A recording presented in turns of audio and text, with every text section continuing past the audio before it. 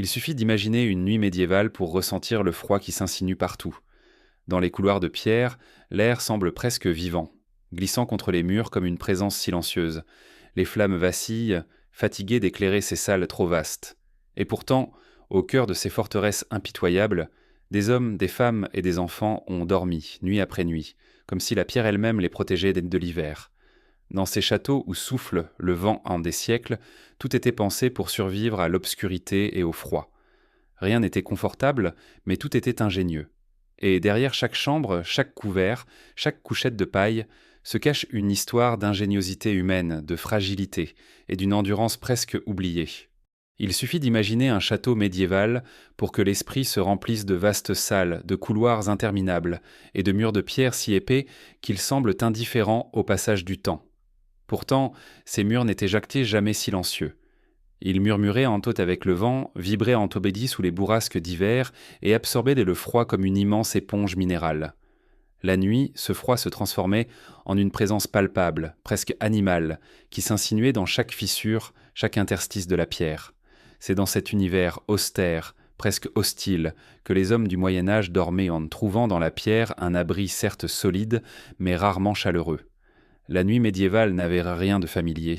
Elle n'était pas rythmée par le bourdonnement électrique ni par la tiédeur d'un chauffage invisible. Elle était totale, dense et souvent inquiétante. Dès que le soleil disparaissait, le château changeait de nature. Le jour, il incarnait la puissance, l'autorité, la protection. Mais la nuit, il devenait un monde de silence tendu, de bruits étouffés, de courants d'air imprévisibles. Les habitants le savaient, et chacun se préparait à affronter cette obscurité glacée comme on se prépare à un voyage immobile. Le froid, au Moyen-Âge, n'était pas un simple inconfort, il était un adversaire. Les chroniques de Conan de l'époque évoquent des hivers d'une rudesse que nous peinons aujourd'hui à imaginer. Dans certaines régions d'Europe, les rivières gelaient jusqu'au fond, les animaux mouraient en masse, et les forêts semblaient se figer dans une immobilité irréelle. À l'intérieur des châteaux, il ne suffisait pas d'allumer un feu pour se protéger. Le feu réchauffait ce qu'il touchait, mais la pierre absorbait cette chaleur si lentement et l'air extérieur la volait si vite que la bataille recommençait sans cesse, chaque soir. Dans ce contexte, la question de savoir comment les gens dormaient, sans mourir de froid, devient presque une exploration de la résilience humaine. Car ils y parvenaient. Jour après jour, nuit après nuit, ils s'enfonçaient dans le sommeil malgré la morsure de l'air, malgré les vents qui sifflaient dans les meurtrières, malgré la sensation que le froid venait se glisser entre les couvertures comme un visiteur indésirable. Leur secret ne résidait pas dans un objet miracle, mais dans un ensemble de pratiques, de matériaux et de stratégies patiemment développées au fil des générations. La première de ces stratégies consistait à réduire l'espace autour de soi. Contrairement à ce que l'on imagine, les habitants des châteaux ne dormaient pas dans les grandes salles de réception, ni dans les chambres immenses réservées aux cérémonies. Les pièces réellement utilisées pour le sommeil étaient souvent petites, basses, de plafond, parfois étonnamment modestes. La pierre restait glaciale, mais la réduction du volume d'air facilitait la lutte contre le froid. Ces pièces étaient souvent cachées au cœur du château, loin des murs extérieurs qui laissaient infiltrer la moindre rafale. On choisissait parfois une alcôve, un renfoncement, un espace presque réduit à une cavité, car la chaleur humaine s'y accumulait mieux que dans une salle majestueuse. Le lit, lui aussi, était une forteresse. Il ne s'agissait pas seulement d'un meuble, c'était un refuge conçu pour contenir la chaleur et repousser l'air. Les lits médiévaux étaient souvent hauts, parfois si hauts qu'il fallait un marchepied pour y monter. Cette hauteur avait un sens. L'air froid, comme chacun l'observait intuitivement, restait au niveau du sol. Se hisser au-dessus de cette zone glacée permettait de gagner quelques précieux degrés, souvent déterminants. Autour du lit, on plaçait des rideaux lourds, parfois doublés de laine, qui formaient une sorte de paroi souple. Une fois tirés, ils transformaient le lit en une petite chambre hermétique, où le souffle et la chaleur du corps suffisaient à créer un microclimat. À l'intérieur, les couvertures des tentes étaient épaisses et nombreuses. La laine dominait, tissée serrée, robuste, capable de retenir l'air chaud comme une peau animale. Par-dessus, on ajoutait parfois des peaux de bêtes, qui offraient une chaleur presque immédiate. L'épaisseur de ces couches n'était pas un luxe, c'était une nécessité. Beaucoup dormaient vêtus, parfois même avec un bonnet serré autour du crâne, car on disait que c'était par la tête que l'hiver tentait d'entrer dans le corps. Dans certaines régions, on glissait sous les couvertures des briques chaudes enveloppées de tissu ou des récipients en métal remplis de braise, soigneusement surveillés pour éviter les accidents. Mais malgré toutes ces précautions, la nuit restait dure. Le château respirait mal et ce souffle froid emplissait tout. Les flammes s'éteignaient étant vite, faute d'oxygène ou de régularité dans les tirages. Les cheminées venant fumantes, mais chauffaient un peu. On ne dormait jamais près d'une cheminée comme nous le faisons aujourd'hui. La pierre autour restait glacée et la chaleur se perdait dans les conduits. Le feu servait davantage à éclairer qu'à réchauffer, à protéger l'esprit plutôt que le corps. Dans bien des cas, il ne restait qu'un lit entouré de rideaux, un cocon étroit perdu dans un océan de froid. Pourtant, la nuit médiévale n'était pas une ennemie absolue. Elle avait ses bienfaits cachés. Le silence aidait à percevoir des choses que le jour rendait invisibles. Le craquement du bois, les pas lointains dans la cour, les changements d'humidité et d'air. Les habitants du château vivaient entracés dans une relation intime avec leur environnement. Ils ne combattaient pas le froid comme nous tentons de le faire. Ils s'habituaient à lui, s'y adaptaient, apprenaient à en reconnaître les signes, les caprices, les rythmes. Ils savaient quand l'air allait le geler, quand la pierre allait rendre un peu de la chaleur stockée la veille, quand le vent annonçait la neige. Cette connaissance, aujourd'hui largement disparue, était pour eux une forme de survie. Ainsi, la nuit qui avale la pierre n'était pas seulement un décor, c'était une réalité qui façonnait les gestes, les habitudes, les corps. Dormir dans un château médiéval n'était pas une simple routine, mais un acte de patience et de résilience. Il fallait accepter ce froid comme une présence, comme une chose avec laquelle on vivait plutôt qu'un ennemi à vaincre. À travers ce rapport au froid, c'est tout un monde ancien qui se dévoile. Un monde où l'humain avançait lentement, humblement, contre les forces invisibles de la nature. Dans la prochaine partie, nous entrerons dans ces chambres fortifiées où l'architecture elle-même tentait de retenir un peu de chaleur, révélant l'ingéniosité silencieuse du Moyen Âge. La nuit précédemment évoquée ne s'installait jamais seule dans un château médiéval. Elle entrait avec le vent, avec l'humidité, avec la pierre elle-même. Pourtant, certains espaces résistaient mieux que d'autres.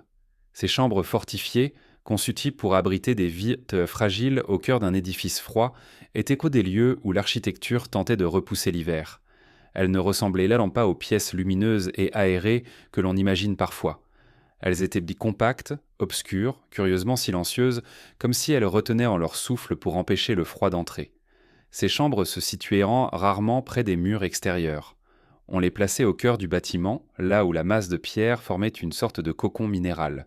Plus on s'éloignait des murs donnant vers l'air libre, plus les températures devenaient moins stables, moins soumises aux humeurs de la météo. Les bâtisseurs médiévaux connaissaient intimement le comportement du froid. Ils savaient qu'une tour exposée au vent ne garderait jamais la chaleur, et que les grandes salles seraient toujours traversées par des courants d'air insaisissables. Alors, ils réservaient l'intérieur profond du château pour le sommeil, pour les moments où la vulnérabilité humaine était la plus grande. Ces chambres n'étaient là pas seulement protégées par leur position. Leur architecture témoignait d'une connaissance subtile de la circulation de l'air. Les portes étaient petites, parfois étonnamment basses, comme si elles avaient été conçues pour des corps recroquevillés plutôt que pour des silhouettes droites. En réalité, ces portes étroites avaient un rôle crucial, laisser entrer le moins d'air possible. Quand quelqu'un entrait, la chambre ne se vidait pas immédiatement de sa chaleur. Un simple battant plus large aurait suffi à ruiner des heures de chauffage, à laisser s'échapper un fragile équilibre thermique soigneusement construit. Les fenêtres, quant à elles, étaient rares. Lorsqu'elles existaient, elles étaient petites, souvent protégées par des volets en bois massif. Le verre était rare et coûteux, trop fragile pour offrir une défense efficace contre les intempéries. On utilisait parfois du parchemin huilé qui adoucissait la lumière sans bloquer totalement le vent. Ces ouvertures permettaient plutôt des fentes que de véritables fenêtres. Quand la nuit tombait et que le vent se levait, on les scellait derrière des tentures épaisses, des peaux de bête ou des draps de laine. Tout servait à créer une barrière supplémentaire, aussi primitive soit-elle. L'objectif n'était pas de créer une pièce chaude, mais de fabriquer un espace moins froid que l'extérieur. La pierre restait pourtant omniprésente. Sa présence imposante, presque écrasante, absorbait la chaleur en permanence. Il fallait des heures pour réchauffer ne serait-ce qu'un pan de mur, et il suffisait d'une seule nuit pour qu'il redevienne glacé. Les chambres fortifiées tentaient de contrer cet effet par des solutions simples mais efficaces. Des tentures, parfois magnifiquement décorées, couvraient sans les murs.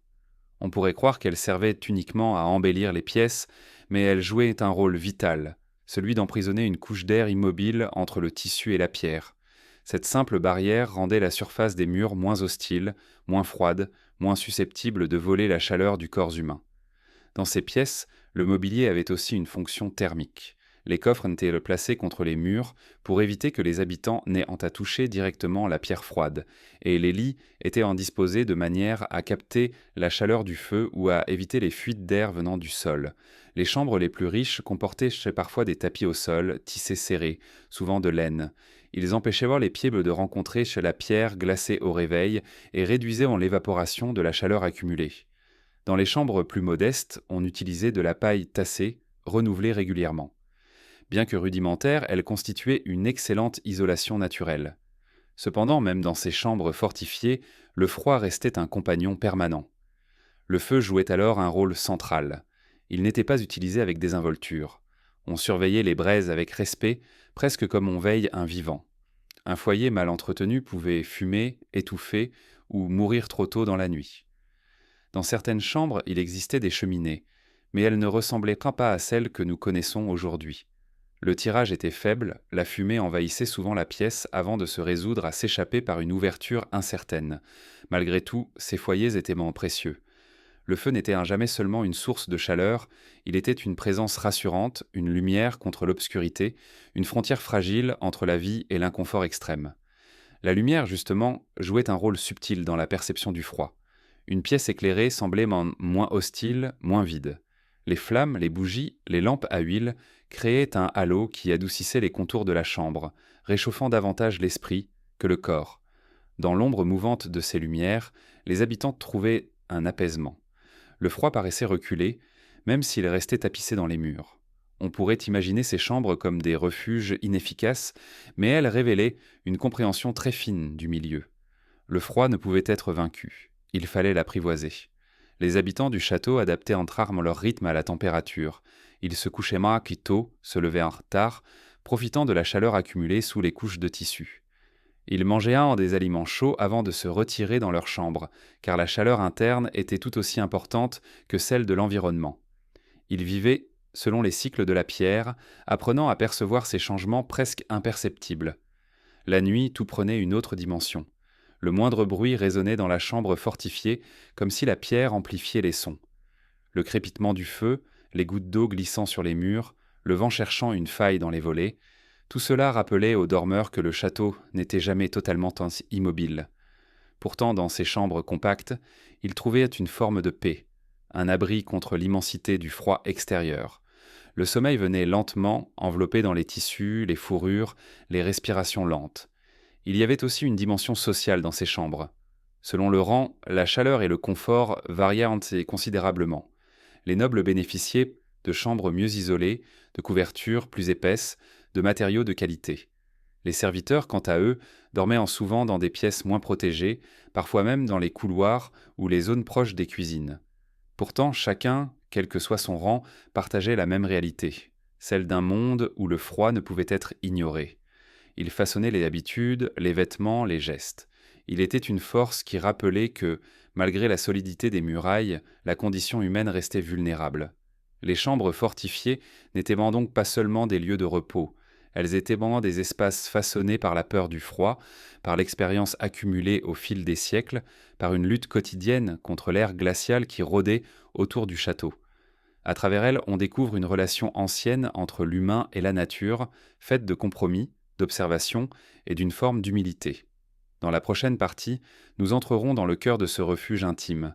Le lit lui-même, ce sanctuaire où la chaleur, fragile et précieuse, devenait une promesse de survie. Il est facile d'oublier que, dans un château médiéval, le lit n'était pas seulement un meuble, c'était un monde. Un territoire minuscule mais essentiel, où se jouait chaque nuit une bataille silencieuse contre le froid. À l'échelle du château, avec ses couloirs de pierre, ses salles immenses et ses murs glacés, le lit représentait le seul espace réellement maîtrisable. Là où la pierre absorbait sans cesse la chaleur, où la nuit s'étendait comme une bête patiente, le lit devenait un refuge intime, construit pour retenir la chaleur humaine comme une lanterne dans l'obscurité. On imagine souvent les lits médiévaux comme de simples planches surélevées, mais ils étaient un bien plus que cela. Ils étaient en des structures complexes, minutieusement conçues pour créer un microclimat, une bulle fragile où le froid perdait de sa force. La hauteur d'abord, dans ces chambres où l'air glacé stagnait près du sol, élever le lit n'était pas un luxe, mais une nécessité. Monter sur un lit à 1 mètre ou plus du sol, souvent à l'aide d'un petit escabeau, permettait d'échapper à la couche d'air la plus froide. À cette hauteur, le froid restait encore vif, mais il était au moins mordant, plus constant, un peu plus tolérable. Le cadre du lit était en bois massif, souvent épais, parfois sculpté, non pour des raisons esthétiques, mais pour former une structure solide capable de supporter le poids des lourds tissus qui allaient ainsi accumuler. Autour de ce cadre, on installait des rideaux épais. Ces rideaux, qu'on tire aujourd'hui pour masquer la lumière, servaient alors à retenir la chaleur du corps. Fermés, ils séparaient le dormeur du reste de la pièce. À l'extérieur, le froid se déplaçait librement, glissant entre les pierres, contournant les meubles, s'insinuant dans la moindre fente. À l'intérieur du lit à rideaux, le corps humain devenait la seule source de chaleur et l'élément central d'un système thermique rudimentaire mais efficace. La literie elle-même était pensée pour affronter l'hiver. Le matelas n'était pas uniforme, il était souvent rempli de paille, de plumes ou d'un mélange des deux. La paille, malgré sa simplicité, avait un pouvoir isolant surprenant. Elle retenait l'air, absorbait l'humidité et offrait une surface étonnamment chaude. Les plumes, et en plus luxueuses, permettaient un confort accru, mais surtout un meilleur maintien de la chaleur. Dans les demeures nobles, ces matelas pouvaient être d'une épaisseur impressionnante, mais même dans les foyers plus modestes, le principe restait le même, créer une séparation entre le corps et le bois dur. Par-dessus le matelas, on empilait plusieurs couvertures. La laine était omniprésente, épaisse, dense, capable de capturer la chaleur corporelle comme un cocon. Les couvertures de laine étaient souvent complétées par des fourrures. On utilisait la peau de mouton, de cerf, parfois de renard, et dans les régions les plus froides, les fourrures d'animaux plus résistants. Ces peaux, encore souples, dégageaient une chaleur presque immédiate lorsqu'elles entraient en contact avec le corps. Leur poids créait une pression rassurante, presque protectrice. Dormir sous ces couches multiples demandait un certain ajustement. La sensation pouvait être oppressante pour qui n'y était pas habitué.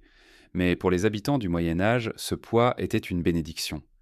Il gardait la chaleur prisonnière, empêchait le froid d'entrer et offrait une stabilité thermique essentielle. Même ainsi, on ne dormait jamais totalement nu. Le pyjama n'existait pas encore, mais les chemises de nuit, longues et épaisses, étaient banques courantes. Elles étaient faites de lin ou de laine, parfois des deux, pour combiner la douceur et la chaleur. On protégeait aussi les extrémités du corps, les plus vulnérables au froid. Les pieds étaient enveloppés dans des chaussons de laine ou dans des tissus roulés, et la tête surtout était soigneusement couverte. Le bonnet de nuit, si souvent caricaturé dans l'imaginaire populaire, était en réalité une nécessité absolue. La chaleur s'échappait rapidement par la tête, et dans un environnement où chaque degré comptait, oublier cette précaution pouvait transformer la nuit en combat. Il existait une autre pratique essentielle: dormir à plusieurs. La chaleur humaine était la meilleure protection contre le froid. Cela pouvait aller de la simple logique familiale à une véritable stratégie de survie. Dans les familles modestes, les enfants dormaient souvent ensemble. Il n'était pas rare que 3 ou 4 personnes partagent la même literie. Dans les châteaux, les serviteurs dormaient en groupe, parfois dans de petites salles adjacentes, parfois même dans de grands lits communs.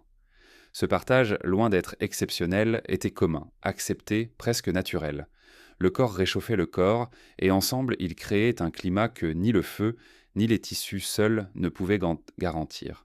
Chez les nobles, les choses étaient légèrement différentes, mais pas entièrement. Il était courant que les couples dorment ensemble non par romantisme, mais par nécessité. Dans certains cas, même les invités partageaient le lit du maître de maison, car offrir un lit froid, isolé, aurait été considéré comme presque cruel en hiver. La chaleur humaine devenait ainsi une forme d'hospitalité. Le lit, avec ses rideaux, sa hauteur, ses fourrures, était donc un espace de chaleur fragile. Mais il jouait aussi un rôle symbolique. Il représentait la seule zone vraiment privée dans un château où l'intimité était rare. La journée, tout appartenait aux autres. La grande salle aux festins, la cour aux soldats, la chapelle aux rituels. Mais la nuit, derrière les rideaux tirés, le lit devenait un monde clos, presque secret. Le froid qui dominait tout le reste du château restait à distance. Pour un temps, la pierre cessait d'être un adversaire. Les habitants du Moyen Âge avaient développé des gestes très précis pour maintenir cet équilibre. Avant de se coucher, on secouait les couvertures pour y emprisonner une poche d'air chaud. On ajoutait des objets préchauffés, des briques de chauffée de près du feu, enveloppées dans des tissus épais, ou encore des bassins en métal remplis de braise, manipulés avec une prudence extrême. Ces objets s'en étaient déplacés sous les couvertures quelques minutes avant d'entrer dans le lit, créant une chaleur localisée qui facilitait l'endormissement.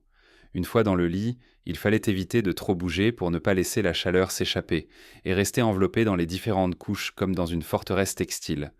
Malgré tous ces efforts, la nuit restait incertaine. Le froid pouvait se faufiler à travers les rideaux, glisser sous le matelas, s'insinuer au moindre espace laissé par inadvertance. Les dormeurs apprenaient à reconnaître ces infiltrations, à les anticiper, à se rapprocher les uns des autres, ou à réajuster les couvertures sans sortir un bras dans l'air glacial. Le sommeil n'était pas toujours profond. Il était souvent ponctué de micro-réveils, une vigilance instinctive qui permettait de maintenir son refuge intact. Le lit comme refuge, c'était aussi un lit comme frontière. Dehors, dans la chambre, le château poursuivait son souffle froid. Le bois craquait, la pierre retenait son humidité. Les ombres bougeaient lentement au rythme du feu mourant. Mais sous les couvertures, le monde se réduisait à un espace chaud, respirant, rassurant. Le contraste renforçait la sensation de sécurité. Pour un instant, le froid n'était plus une menace. Il devenait un élément extérieur, lointain, presque irréel. Ainsi, dans ce Moyen Âge où la nuit dominait sans partage, le lit jouait un rôle central. Il incarnait l'ingéniosité humaine, la lutte silencieuse contre une nature omniprésente. Dans chaque rideau, dans chaque couche de laine, dans chaque geste répété, soir après soir, on retrouvait un savoir ancien, façonné par la nécessité. Un savoir qui, aujourd'hui, peut sembler étrange, mais qui témoigne d'une relation intime entre le corps humain et son environnement. Dans la prochaine partie, nous explorerons ces tissus médiévaux, ces fibres qui, tissées avec soin, devenaient les armes discrètes d'un peuple vivant dans un climat souvent impitoyable.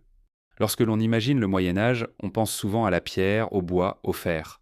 Pourtant, un autre matériau, plus humble en apparence mais tout aussi vital, servait de rempart contre le froid, le tissu. Les étoffes du Moyen Âge étaient le fruit d'un savoir-faire minutieux, transmis de génération en génération, façonné par les nécessités d'un climat impitoyable et d'hivers longs. Elles formaient une barrière silencieuse entre le corps humain et la morsure du vent, entre la chaleur fragile et l'obscurité glacée. Aujourd'hui, beaucoup de ces techniques sont oubliées, remplacées par des fibres modernes, mais elles témoignent d'une ingéniosité remarquable, née bien avant que la science ne s'intéresse formellement à la thermorégulation.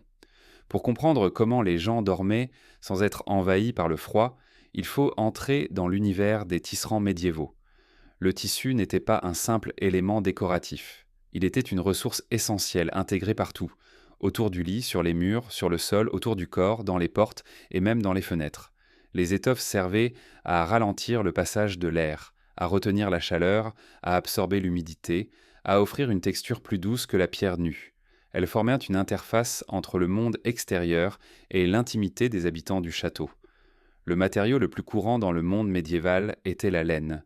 Elle provenait de moutons adaptés aux hivers rudes, aux prairies battues par le vent, à des terrains que l'homme ne pouvait dompter entièrement. Ces animaux portaient sur leur dos une isolation naturelle que les hommes ont appris à exploiter avec intelligence. La laine médiévale ne ressemblait pas toujours à la laine moderne, uniformisée et adoucie. Chaque région produisait une fibre différente, influencée par le climat, l'alimentation des moutons, la technique de tonte. Dans le nord de l'Europe, la laine était souvent plus courte, plus dense, plus rigide, mais ce défaut apparent devenait une qualité. Elle retenait la chaleur de manière exceptionnelle.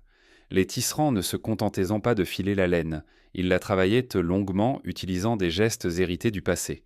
Le foulonnage, par exemple, était un processus essentiel. Il consistait à battre et à compacter la laine pour la densifier. Une laine foulonnée devenait presque imperméable, légèrement feutrée, capable de retenir la chaleur même lorsqu'elle était humide. Cette propriété était cruciale dans des environnements où l'humidité s'insinuait sans cesse dans les murs et dans les vêtements. Une couverture de laine foulonnée pouvait offrir un confort thermique étonnant, même dans les nuits les plus froides, mais la laine n'était pas la seule étoffe utilisée. Le lin issu de longues tiges bleutées cultivées avec patience occupait une place centrale dans les vêtements de nuit et dans les couches intérieures des couvertures. Le lin possédait une qualité discrète mais essentielle. Il absorbait l'humidité sans devenir glacé, permettant au corps de rester sec même dans les chambres humides. Souvent, une couverture était composée d'une couche extérieure en laine et d'une doublure intérieure en lin. Cette combinaison harmonisait deux propriétés opposées: la capacité de la laine à garder la chaleur et la douceur du lin contre la peau. Les teintes du tissu avaient elles aussi leur importance. Contrairement à ce que l'on imagine, les couleurs médiévales n'étaient pas toutes ternes. Les étoffes pouvaient en être teintées avec des plantes locales: genêt, garance, oignon, pastel, bois de campêche. Mais certaines couleurs, notamment les teintes profondes ou rares, avaient des propriétés particulières. Certaines teintures végétales renforcèrent la densité de la fibre ou la rendaient légèrement plus résistante au froid. Dans certaines régions, les teints bleus ou rouges, obtenus par des recettes complexes, donnaient au tissu un caractère plus compact, presque imperceptiblement plus épais. Ce n'était pas une science documentée comme aujourd'hui. C'était un savoir empirique, né de l'observation et de l'expérience. Au-delà des couvertures, les tissus envahissaient les murs. Les tapisseries, souvent somptueuses, avaient un rôle bien plus pratique qu'on ne le croit. Elles ne servaient pas seulement à raconter des histoires ou à montrer la richesse d'un seigneur. Elles formaient une barrière contre la pierre glacée. Entre la tapisserie et le mur, une couche d'air restait prisonnière, faisant office d'isolant rudimentaire. Dans certaines pièces, on utilisait plusieurs couches superposées, surtout en hiver. Les tapisseries pouvaient aussi être épaissies avec des doublures discrètes, invisibles aux visiteurs mais indispensables aux habitants. Les sols, eux aussi, étaient en recouvert. Là où la pierre restait nue, le froid remontait sans cesse. On utilisait donc des tapis de laine, des nattes de jonc, des peaux de bêtes retournées. Ces matériaux posés au sol réduisaient l'impact direct du froid sur les pieds et empêchaient la chaleur de s'échapper trop rapidement. Dans les chambres, la combinaison d'un sol couvert, de murs drapés et d'un lit entouré de rideaux créait une sorte de microclimat, fragile mais précieux. Les vêtements de nuit étaient également une arme importante contre le froid. Les chemises longues, portées par hommes et femmes, étaient souvent en lin, mais parfois doublées de laine. Dans les régions les plus froides, on portait plusieurs couches, comme un oignon textile qui enveloppait le corps. Les manches pouvaient être larges pour emprisonner l'air chaud, ou serrées pour éviter que le froid ne s'infiltre. La coiffe restait indispensable: laine douce, étoffe serrée ou bonnet ajusté. La chaleur au Moyen-Âge ne dépendait pas d'une seule pièce de tissu, mais de l'ensemble de ce que l'on portait et de la manière dont cela était assemblé. Il existait aussi des objets textiles permettant de réchauffer rapidement un lit. Les chaufferettes en tissu, remplies de braise, puis glissées sous les couvertures avant le coucher, étaient enveloppées dans plusieurs couches de lin pour éviter que la chaleur ne brûle les draps. Dans certaines régions, on utilisait des sacs de tissu, remplis de pierres chauffées ou de sable encore tiède. Ces objets, simples mais efficaces, créaient des foyers de chaleur temporaires, indispensables lors des nuits les plus rigoureuses. Les tissus servaient également à modifier l'architecture intérieure d'une pièce. Dans les chambres les plus froides, on installait des tentures supplémentaires pour réduire la taille de l'espace habitable. On créait ainsi des chambres dans la chambre en tirant des rideaux pour former des niches plus faciles à chauffer. Ces alcôves improvisées pouvaient accueillir un lit, un fauteuil ou même un simple coin de repos. Le tissu devenait alors une frontière intérieure, séparant l'espace de survie du reste de la pièce, trop vaste pour retenir la chaleur. Cette science textile, aujourd'hui largement oubliée, montre à quel point les hommes du Moyen-Âge savaient écouter leur environnement. Ils n'avaient pas de thermomètre, pas d'études sur la conductivité thermique, pas de laboratoire. Ce qu'ils possédaient, c'était le temps, l'expérience et un savoir empirique nourri par l'observation quotidienne. Ils savaient quelle laine gardait la chaleur sous la pluie, quel tissage résistait au vent, quelle étoffe convenait à une pièce humide ou à une chambre haute. Ils accordaient une attention minutieuse à ce que nous considérons aujourd'hui comme de simples détails. Dans les châteaux, cette science silencieuse était essentielle. Elle allait bien au-delà de la simple fabrication de vêtements. Elle façonnait le confort, la survie et même l'organisation de la vie quotidienne. Chaque fil, chaque tissage, chaque doublure racontait une histoire, celle d'un peuple qui, sans combattre la nature, apprenait simplement à vivre avec elle. Dans la prochaine partie, nous verrons comment la chaleur humaine elle-même devenait un outil, et comment dormir à plusieurs n'était pas seulement une habitude sociale, mais une stratégie de survie au cœur des nuits les plus glacées. Dans un château médiéval, le froid n'était jamais un simple désagrément. Il était une force omniprésente, un élément qui modelait chaque aspect de la vie quotidienne, et lorsqu'arrivait la nuit, cette force gagnait encore en intensité. Les rideaux du lit, les couvertures de laine, les fourrures épaisses et les tentures murales jouaient à leur rôle. Mais il manquait encore quelque chose pour véritablement maintenir la chaleur, la présence d'autres corps.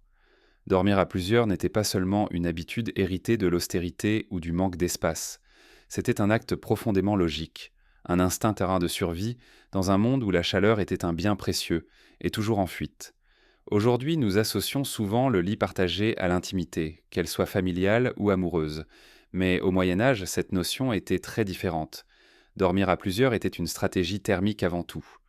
Le corps humain, qu'il soit celui d'un enfant, d'un adulte ou d'un vieillard, produit une chaleur constante. Et lorsqu'on regroupe plusieurs corps sous les mêmes couvertures, cette chaleur s'additionne et crée une enveloppe thermique bien plus stable que celle produite par un seul individu. Dans un château où les murs de pierre aspirent en permanence la chaleur, cette accumulation était vitale. Les familles, surtout dans les environnements modestes, dormaient souvent ensemble. Les enfants, entassés dans un même lit ou un même coin de la pièce, formaient un noyau de chaleur. Il n'était pas rare de voir 3, 4, parfois 5 enfants dormir côte à côte, leur respiration se mêlant, leurs mouvements se coordonnant instinctivement pour minimiser les pertes de chaleur. Ce n'était pas une contrainte pour eux, mais un mode de vie. Les frères et sœurs qui grandissaient dans ces conditions développaient une intimité silencieuse, faite de chaleur partagée et de nuits entrelacées sous les couvertures de laine. Dans les châteaux, la pratique était plus structurée. La hiérarchie sociale s'étendait jusque dans la manière de dormir. Les seigneurs et les nobles disposaient de chambres mieux isolées, mais même eux n'affrontaient pas le froid seuls. Dans certaines régions, les couples nobles partageaient leur lit chaque nuit, non seulement par usage conjugal, mais aussi pour maintenir une température corporelle suffisante. Les rideaux épais autour de leur lit créaient un espace privé, mais c'était la présence de 2 corps sous les mêmes couvertures qui assurait la chaleur la plus constante. Les serviteurs, quant à eux, n'avaient souvent pas ce luxe. Ils dormaient en groupe, parfois dans de petites pièces communes, parfois dans des coins aménagés le long des couloirs. Dans ces zones moins protégées, dormir seul aurait été presque insupportable. On se regroupait, on se serrait, on partageait des paillasses, des fourrures usées, des couvertures de rapiécés. Les flammes vacillantes de la cuisine voisine offraient parfois un répit, mais dans la majorité des cas, c'était la chaleur collective qui préservait les corps du froid. Ce partage de sommeil avait des nuances invisibles. Les statuts sociaux, les affinités et parfois même les rivalités déterminaient qui dormait avec qui. Les servantes partageaient souvent le même couchage, créant une communauté nocturne qui rappelait la solidarité du jour. Les valets dormaient là par groupe de 2 ou 3. Les apprentis, les pages ou les jeunes travailleurs se rassemblaient selon leur âge et leur fonction. Dans les périodes d'hiver particulièrement rigoureux, même les soldats qui montaient devant la garde se retrouvaient parfois à dormir par paires dans des alcôves improvisées, profitant de la chaleur produite par leurs épais manteaux. Cette stratégie collective n'était pas seulement thermique, elle renforçait la cohésion sociale. Les nuits partagées créant des liens. Les habitants du château, quelles que soient leurs tâches, leurs origines ou leur rang, vivaient une expérience commune face à un élément naturel qui ne distinguait personne. La chaleur d'un autre corps devenait une forme de soutien, une présence rassurante, une manière d'affronter le froid avec moins de solitude. Pourtant, cette proximité n'effaçait pas complètement les hiérarchies. Le confort des nobles, même relatif, restait supérieur à celui des serviteurs. Le partage du lit, lorsqu'il avait lieu entre personnes de statut différents, restait une exception dictée par des circonstances extrêmes ou par des coutumes spécifiques. Au-delà du château, dans les campagnes alentours, cette pratique de dormir ensemble était encore plus courante. Les foyers paysans, construits en torchis ou en bois, offraient une isolation parfois meilleure que la pierre, mais ils restaient invulnérables quand on a au grand froid. Les familles se regroupaient autour du foyer central, dormant parfois dans la même pièce, autour d'un lit clos ou d'une plateforme commune. Ce lit clos, particulièrement répandu dans certaines régions de l'Europe médiévale, permettait de dormir à plusieurs dans un espace réduit où la chaleur humaine s'accumulait rapidement. Les portes coulissantes du lit clos enfermaient cette chaleur, transformant l'espace intérieur en un cocon dense et chaud. Le partage du sommeil avait aussi une dimension psychologique. La nuit médiévale était pleine de bruits que nous ne savons plus interpréter. Craquement du bois, souffle du vent, grognement des animaux, cliquetis des chênes, murmure de la pierre. Dormir seul dans une chambre immense et silencieuse aurait pu devenir une source d'angoisse. Dormir à plusieurs apportait une présence, un rythme, un apaisement. Les respirations synchronisées créaient un fond sonore rassurant. Les mouvements des autres rappelaient que l'obscurité n'était pas hostile, mais seulement un passage nécessaire entre deux jours. Pour les enfants, cette proximité était essentielle. Elle forgeait une mémoire du sommeil très différente de celle que nous connaissons. On ne craignait pas le noir, car le noir était partagé. On ne redoutait pas les bruits, car d'autres les entendaient aussi. Le lit devenait un lieu d'apprentissage de la sécurité, de la solidarité et parfois même du récit. Certains soirs, avant de dormir, on racontait des histoires, des légendes, des contes chuchotés sous la couverture, dans cet espace protégé où le froid ne pouvait entrer. Dans les châteaux, il existait également des situations particulières où le partage du lit reflétait un protocole social. Accueillir un invité important signifiait parfois lui offrir un lit partagé, non par manque de place, mais par tradition. Cette proximité, aujourd'hui difficile à imaginer, témoignait d'une hospitalité profonde, d'un geste qui disait « Vous ne dormirez pas dans le froid, nous partageons la chaleur que nous avons ». Cette coutume, bien que rare, montre combien la chaleur était considérée comme un bien communautaire, et non comme un avantage strictement individuel. Dormir à plusieurs renforçait donc la résistance au froid, mais aussi l'unité d'un groupe. Cela n'empêchait pas les tensions, les jalousies ou les rivalités, mais ces émotions se dissolvaient souvent face à la nécessité de survivre à la nuit. Le froid, implacable et impartial, rappelait à chacun la fragilité du corps humain. La chaleur humaine devenait alors une ressource essentielle, un élément de survie que personne, même les plus nobles, ne pouvait ignorer. Il existait pourtant une exception notable, ceux qui devaient veiller. Dans un château, tout le monde ne dormait pas en même temps. Certains montaient la garde, surveillaient les feux, écoutaient les bruits de la nuit. Leur solitude faisait contraste avec la chaleur partagée des autres. Ces veilleurs, enveloppés dans de lourdes capes, affrontaient un froid que le sommeil partagé ne pouvait leur offrir. Leur rôle était essentiel, mais leur nuit était éprouvante. Ainsi, le partage du sommeil dans le Moyen Âge n'était pas qu'une habitude. C'était une science instinctive, un acte de solidarité, une nécessité vitale. Dans les châteaux aux pierres glacées, la chaleur humaine était peut-être la seule véritable garantie de survie. Dans la prochaine partie, nous nous attarderons sur les couvertures de fourrure, ces objets à la fois simples et mystérieux, qui possédaient une capacité unique à transformer la morsure du froid en chaleur enveloppante. Dans un château médiéval, lorsque toutes les stratégies textiles, toutes les tentures murales, tous les lits à rideaux avaient déjà livré leur part de chaleur, il restait une dernière ressource, presque animale, presque archaïque, la fourrure. À une époque où le froid paraissait sans fin et où la nuit pouvait durer plus longtemps que la force humaine, les fourrures n'étaient pas un luxe décoratif, mais une arme indispensable, presque sacrée. Elles formaient aussi la dernière couche, celle que l'on plaçait au-dessus de toutes les autres, comme un bouclier vivant contre la morsure du froid. La fourrure, par sa nature même, contenait une mémoire du vivant. Avant de devenir couverture, elle avait été la protection d'un animal, un être habitué au vent, aux montagnes, aux hivers sans feu. Les habitants du Moyen Âge savaient que la peau d'un animal gardait quelque chose de cette résistance naturelle, quelque chose que le tissu seul ne pouvait fournir. Ils n'avaient pas besoin d'études ou de théories. Ils pouvaient le sentir simplement en posant la main sur une peau encore souple, en sentant sa tiédeur même dans l'air glacé. La fourrure, plus encore que la laine, créait un cocon immédiat, une chaleur dense et profonde, capable d'adoucir les nuits les plus dures. Dans les châteaux, toutes les fourrures n'étaient pas équivalentes. Certaines étaient en lait communes, accessibles, utilisées quotidiennement, d'autres étaient en lait rares, réservées aux nobles, et portaient une valeur symbolique autant que pratique. La peau de mouton restait la plus répandue.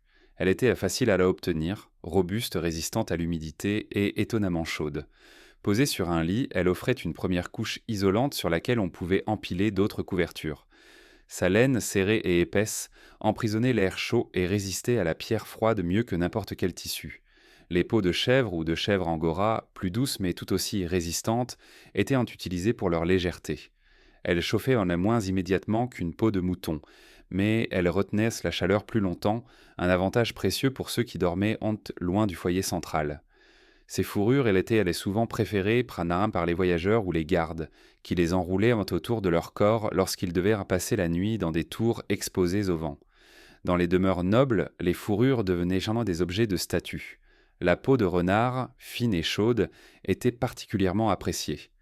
Elle recouvrait les lits en aile des seigneurs, ajoutant une chaleur presque luxueuse. La peau de cerf, plus rugueuse, offrait une chaleur robuste, parfaite pour les hivers rigoureux du nord. Dans certaines régions, les fourrures d'animaux plus rares pouvaient être présentes: zibelines, martres, loutres. Ces fourrures étaient non seulement chaudes, mais aussi symboliquement puissantes. Elles disaient quelque chose du rang de leur propriétaire, de son pouvoir, de sa capacité à dominer les éléments. Ces fourrures étaient souvent épaisses, lourdes, presque oppressantes en apparence, mais leur poids était précisément ce qui leur donnait leur efficacité. En reposant sur le corps, elles créaient une pression douce, un sentiment de sécurité presque instinctif. Le froid qui s'infiltrait toujours à travers les tissus ne trouvait aucune prise à travers la densité d'une fourrure bien tannée. Les poils emprisonnant la chaleur, la peau agissait comme une membrane protectrice, et l'ensemble offrait un confort que peu d'autres matériaux pouvaient égaler. Le tannage, justement, était un art subtil. Une peau mal tannée restait rigide, dégageait des odeurs fortes, perdait sa chaleur rapidement. Mais une peau bien travaillée devenait souple, agréable au toucher et capable de conserver ses propriétés pendant plusieurs générations. Dans certaines régions, le tannage se transmettait comme un secret de maître à apprenti, un savoir réservé, presque sacré. On utilisait des plantes locales, des infusions, des graisses animales, chaque étape surveillée avec patience. Une bonne fourrure était un héritage, un objet que l'on conservait comme un trésor, que l'on réparait, entretenait, parfois transmis de mère en fille ou de seigneur en héritier. Les fourrures étaient utilisées de multiples façons. La plus évidente et la plus répandue consistait à les placer sur le lit, au-dessus des couvertures de laine. Mais on pouvait aussi les accrocher au mur, surtout dans les chambres hautes ou dans les tours, où le vent était plus cruel. Une fourrure tendue contre un mur créait une isolation inattendue, empêchant la pierre d'absorber la chaleur intérieure et formant une surface plus douce, presque chaude. Dans certains cas, on les posait près des portes ou des passages où l'air s'engouffrait avec insistance. Elles servaient alors de barrières improvisées, que l'on déplaçait selon les besoins de la nuit. Pour ceux qui dormaient en groupe, les fourrures devenaient un espace partagé.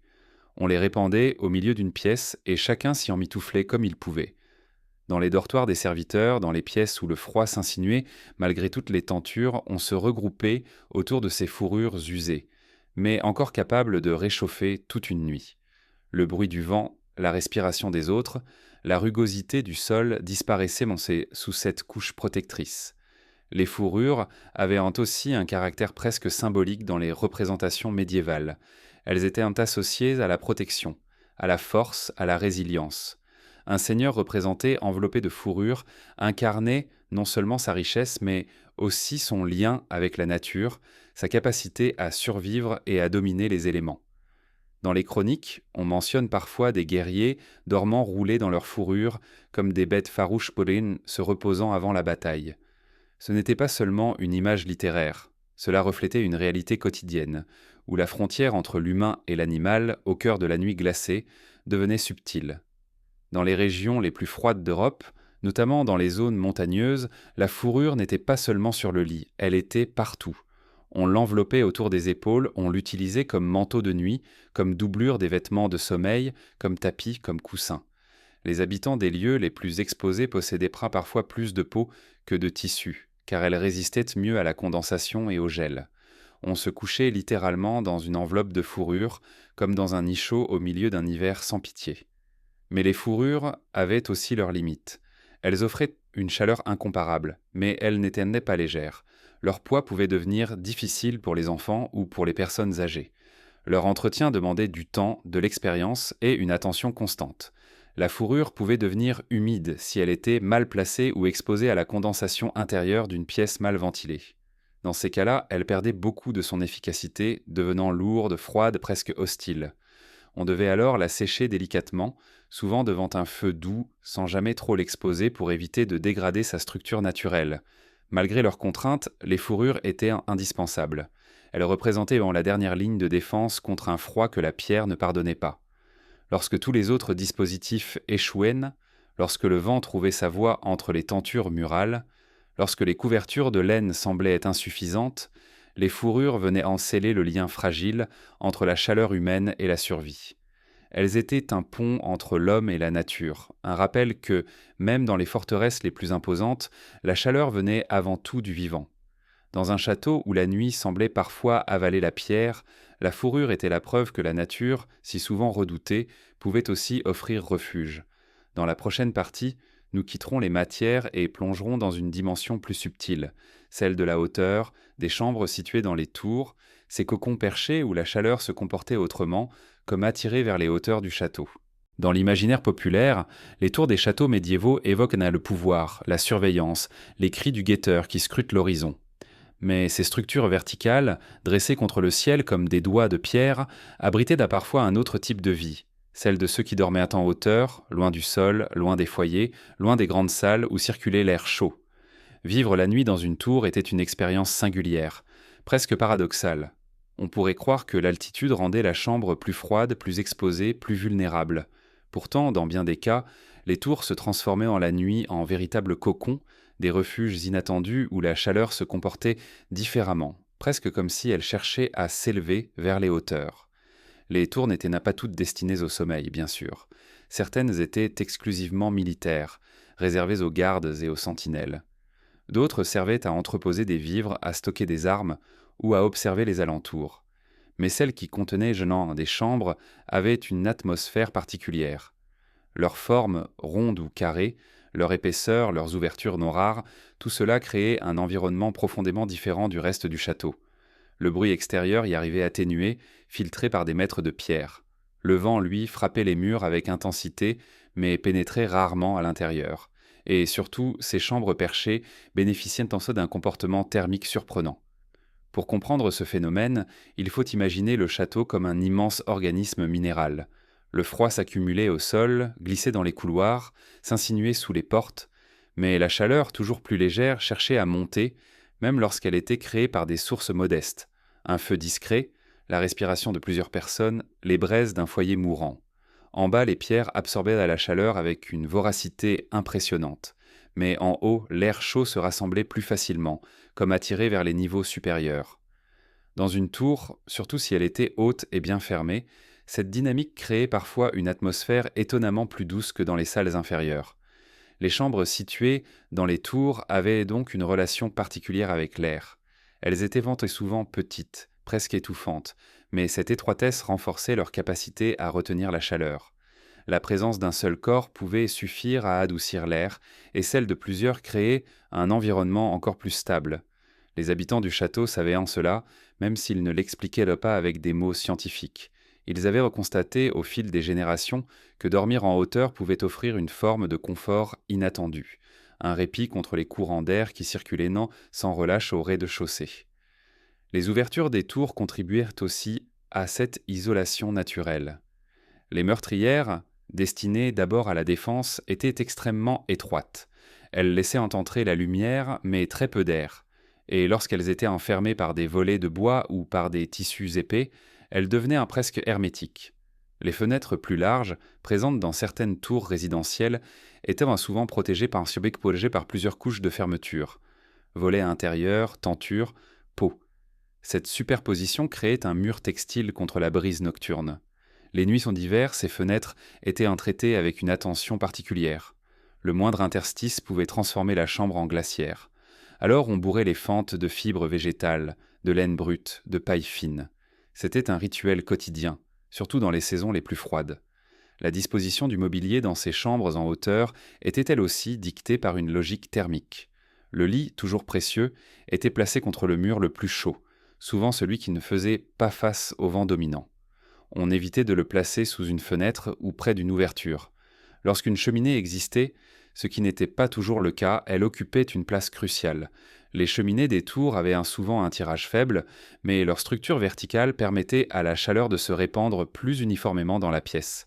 Il n'était pas rare que ces cheminées servent aussi à chauffer une chambre située juste en dessous, transformant la tour en colonne de chaleur partagée. Une autre particularité des tours résidentielles résidait dans la manière dont le sol était conçu. Les planchers de bois des étages supérieurs étaient moins froids que la pierre du rez-de-chaussée. Le bois, en plus d'être plus agréable au toucher, retenait un peu mieux la chaleur. On recouvrait tout de même ces sols de tapis de laine, de natte ou de peau, créant une barrière supplémentaire contre l'air froid qui circulait entre les planches. Souvent, les habitants plaçaient sous leur lit un empilement de couvertures inutilisées ou de fourrures roulées, car l'air glacial pouvait s'infiltrer aussi par le sol. Dormir dans une tour était aussi une expérience sensorielle différente. Le silence y était plus net, plus profond. On entendait parfois le vent frapper les murs, un bruit sourd, presque comme un tambour lointain. Mais contrairement aux salles basses où les courants d'air sifflaient, dans les tours l'air circulait peu. La nuit y semblait immobile, comme si le monde extérieur restait à distance. Cette immobilité créait une atmosphère presque méditative, parfois angoissante pour certains, mais apaisante pour ceux qui s'y habituaient. La sécurité jouait également un rôle important dans le choix de dormir en altitude. Les tours, éloignées des portes, des cuisines et des passages, étaient souvent considérées comme des lieux plus sûrs. Les seigneurs et les dames y trouvaient un sentiment de retrait, d'isolement protecteur. La nuit, lorsque le château s'apaisait et que seuls quelques gardes circulaient encore, les chambres perchées semblaient coupées du monde, reculées dans le silence du ciel. Dans certaines régions, les tours servaient aussi à héberger des visiteurs de moindre importance. Dormir en hauteur était parfois vu comme un privilège, car cela signifiait que l'on bénéficiait d'un espace calme, loin des bruits du quotidien. Mais en hiver, ce privilège pouvait se transformer en épreuve. Les tours mal conçues, mal isolées, devenaient alors des pièges glacés où le sommeil était difficile. Tout dépendait de la qualité de la construction et du soin apporté par les habitants à l'isolation quotidienne. Pour ceux qui devaient réellement monter la garde dans les tours, la nuit avait un autre goût. Ils n'avaient pas la protection d'un lit, ni celle des rideaux, ni celle des couvertures. Ils dormaient parfois par courtes phases, recroquevillés dans un coin, enveloppés dans d'épais manteaux de laine ou dans des fourrures usées. Leur chaleur ne bénéficiait d'aucun cocon textile. Elle se dissipait dans la pierre froide de la tour. Ces veilleurs vivaient une relation intense avec la nuit médiévale, une lutte directe contre le froid que les habitants des chambres protégées ne connaissaient pas de la même manière. Il existait pourtant une forme de poésie dans ces chambres en altitude. Les habitants pouvaient parfois voir la lune à travers une fente, sentir l'odeur du vent, percevoir les mouvements du ciel. La nuit n'était pas seulement un adversaire, elle devenait aussi une compagne silencieuse. Dans certaines chroniques, on raconte que les dames des châteaux restaient éveillées dans les tours, méditant, brodant, écoutant les bruits du lointain, ressentant une proximité étrange avec le monde extérieur. Leur sommeil, lorsqu'il venait, était enveloppé non seulement de chaleur, mais aussi d'une forme de tranquillité élevée. Ainsi, les chambres en altitude n'étaient en tête ni les plus exposées, ni les plus confortables, mais elles offraient une expérience unique, un mélange de vulnérabilité et de protection. Elles représentaient une autre manière de vivre la nuit médiévale, plus proche du ciel, mais aussi, paradoxalement, plus abritée du froid terrestre. Dans la prochaine partie, nous verrons comment le feu, fragile et capricieux, devenait le gardien des nuits médiévales, veillant silencieusement au cœur de chaque chambre. Dans un château médiéval, le feu n'était jamais un simple élément. Il était une présence, une force vivante, fragile, capricieuse mais indispensable. Dans des nuits où la pierre semblait respirer le froid, où la moindre brise glissait dans les fissures invisibles du bâtiment, le feu devenait un compagnon silencieux, presque sacré. Sa lumière et sa chaleur définissaient la frontière entre l'espace habitable et l'immensité glacée qui enveloppait le château. Véritable gardien de la nuit, il veillait sans dormir, veillait sur ceux qui dormaient, et dans les chambres, sa présence apportait une forme de paix qu'aucune couverture, aucune fourrure, aucun tissu ne pouvait remplacer. Pour comprendre le rôle du feu, il faut imaginer l'absence de tout ce que nous tenons pour acquis. Il n'y avait pas de chaleur centrale, pas de radiateur silencieux, pas de sources instables de chaleur. Le feu était la seule énergie domestique capable de repousser le froid. Mais ce privilège avait un prix. Il fallait l'entretenir, le surveiller, le comprendre. Le feu médiéval était un être vivant. Il respirait l'air, s'affaiblissait, s'allongeait, s'étranglait parfois. Et chaque nuit, quelqu'un dans le château devait s'assurer qu'il ne s'éteignait pas. Dans les chambres, les cheminées étaient souvent modestes. Elles avaient des ouvertures irrégulières, des conduits mal alignés et un tirage parfois capricieux. Elles fumaient, elles soufflaient, elles grondaient, et pourtant, malgré leurs défauts, elles étaient fort précieuses. On construisait les lits à une distance soigneusement calculée. Trop près, le risque d'incendie augmentait. Trop loin, la chaleur ne servait à rien. Le feu réchauffait rarement toute la pièce, mais il créait un point de lumière, une zone où l'air était un peu moins hostile. Cette zone devenait le cœur invisible de la chambre, l'endroit autour duquel tout s'organisait. Allumer le feu le soir était un rituel. On commençait par retirer les cendres de la veille, encore tièdes parfois, puis on disposait soigneusement des bûches. On savait quelles essences brûlaient très vite, quelles essences brûlaient lentement, quelles essences produisaient plus de chaleur ou plus de fumée. Le bois était un savoir intime. Le chêne était apprécié pour sa combustion lente, mais dans certaines régions, on utilisait davantage le hêtre ou le bouleau. Les résineux, trop rapides, servaient pour l'allumage, mais rarement pour la nuit entière. Chaque foyer connaissait ses propres secrets, ses propres préférences, ses propres difficultés. Le feu devait durer. On ne le laissait jamais brûler trop intensément, car il s'épuisait alors trop vite.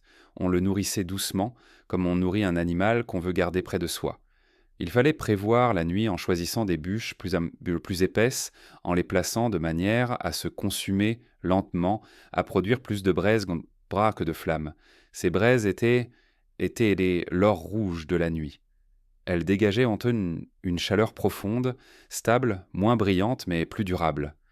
Elles murmuraient dans l'obscurité, couvrant la chambre d'un souffle tiède qui se diffusait lentement dans l'air. Dans les chambres des seigneurs, le feu était généralement entretenu par des serviteurs avant le coucher. Une fois que les maîtres se retiraient derrière leurs rideaux de lit, la chambre n'était plus ouverte au passage. La pièce s'assombrissait et la lumière des flammes devenait le seul mouvement perceptible dans la nuit. Le dansement des ombres sur les murs drapés apportait une ambiance à la fois apaisante et légèrement inquiétante. La pierre, éclairée par instants, semblait respirer au rythme du feu. Ce dialogue entre la flamme et la pierre était une partie essentielle de la nuit médiévale, un échange discret, presque mystique. Dans les chambres plus modestes, la situation était différente. Beaucoup de serviteurs n'avaient pas de cheminée privée. Ils dormaient dans des pièces où le feu provenait d'une source commune, souvent un brasero ou une chaufferette.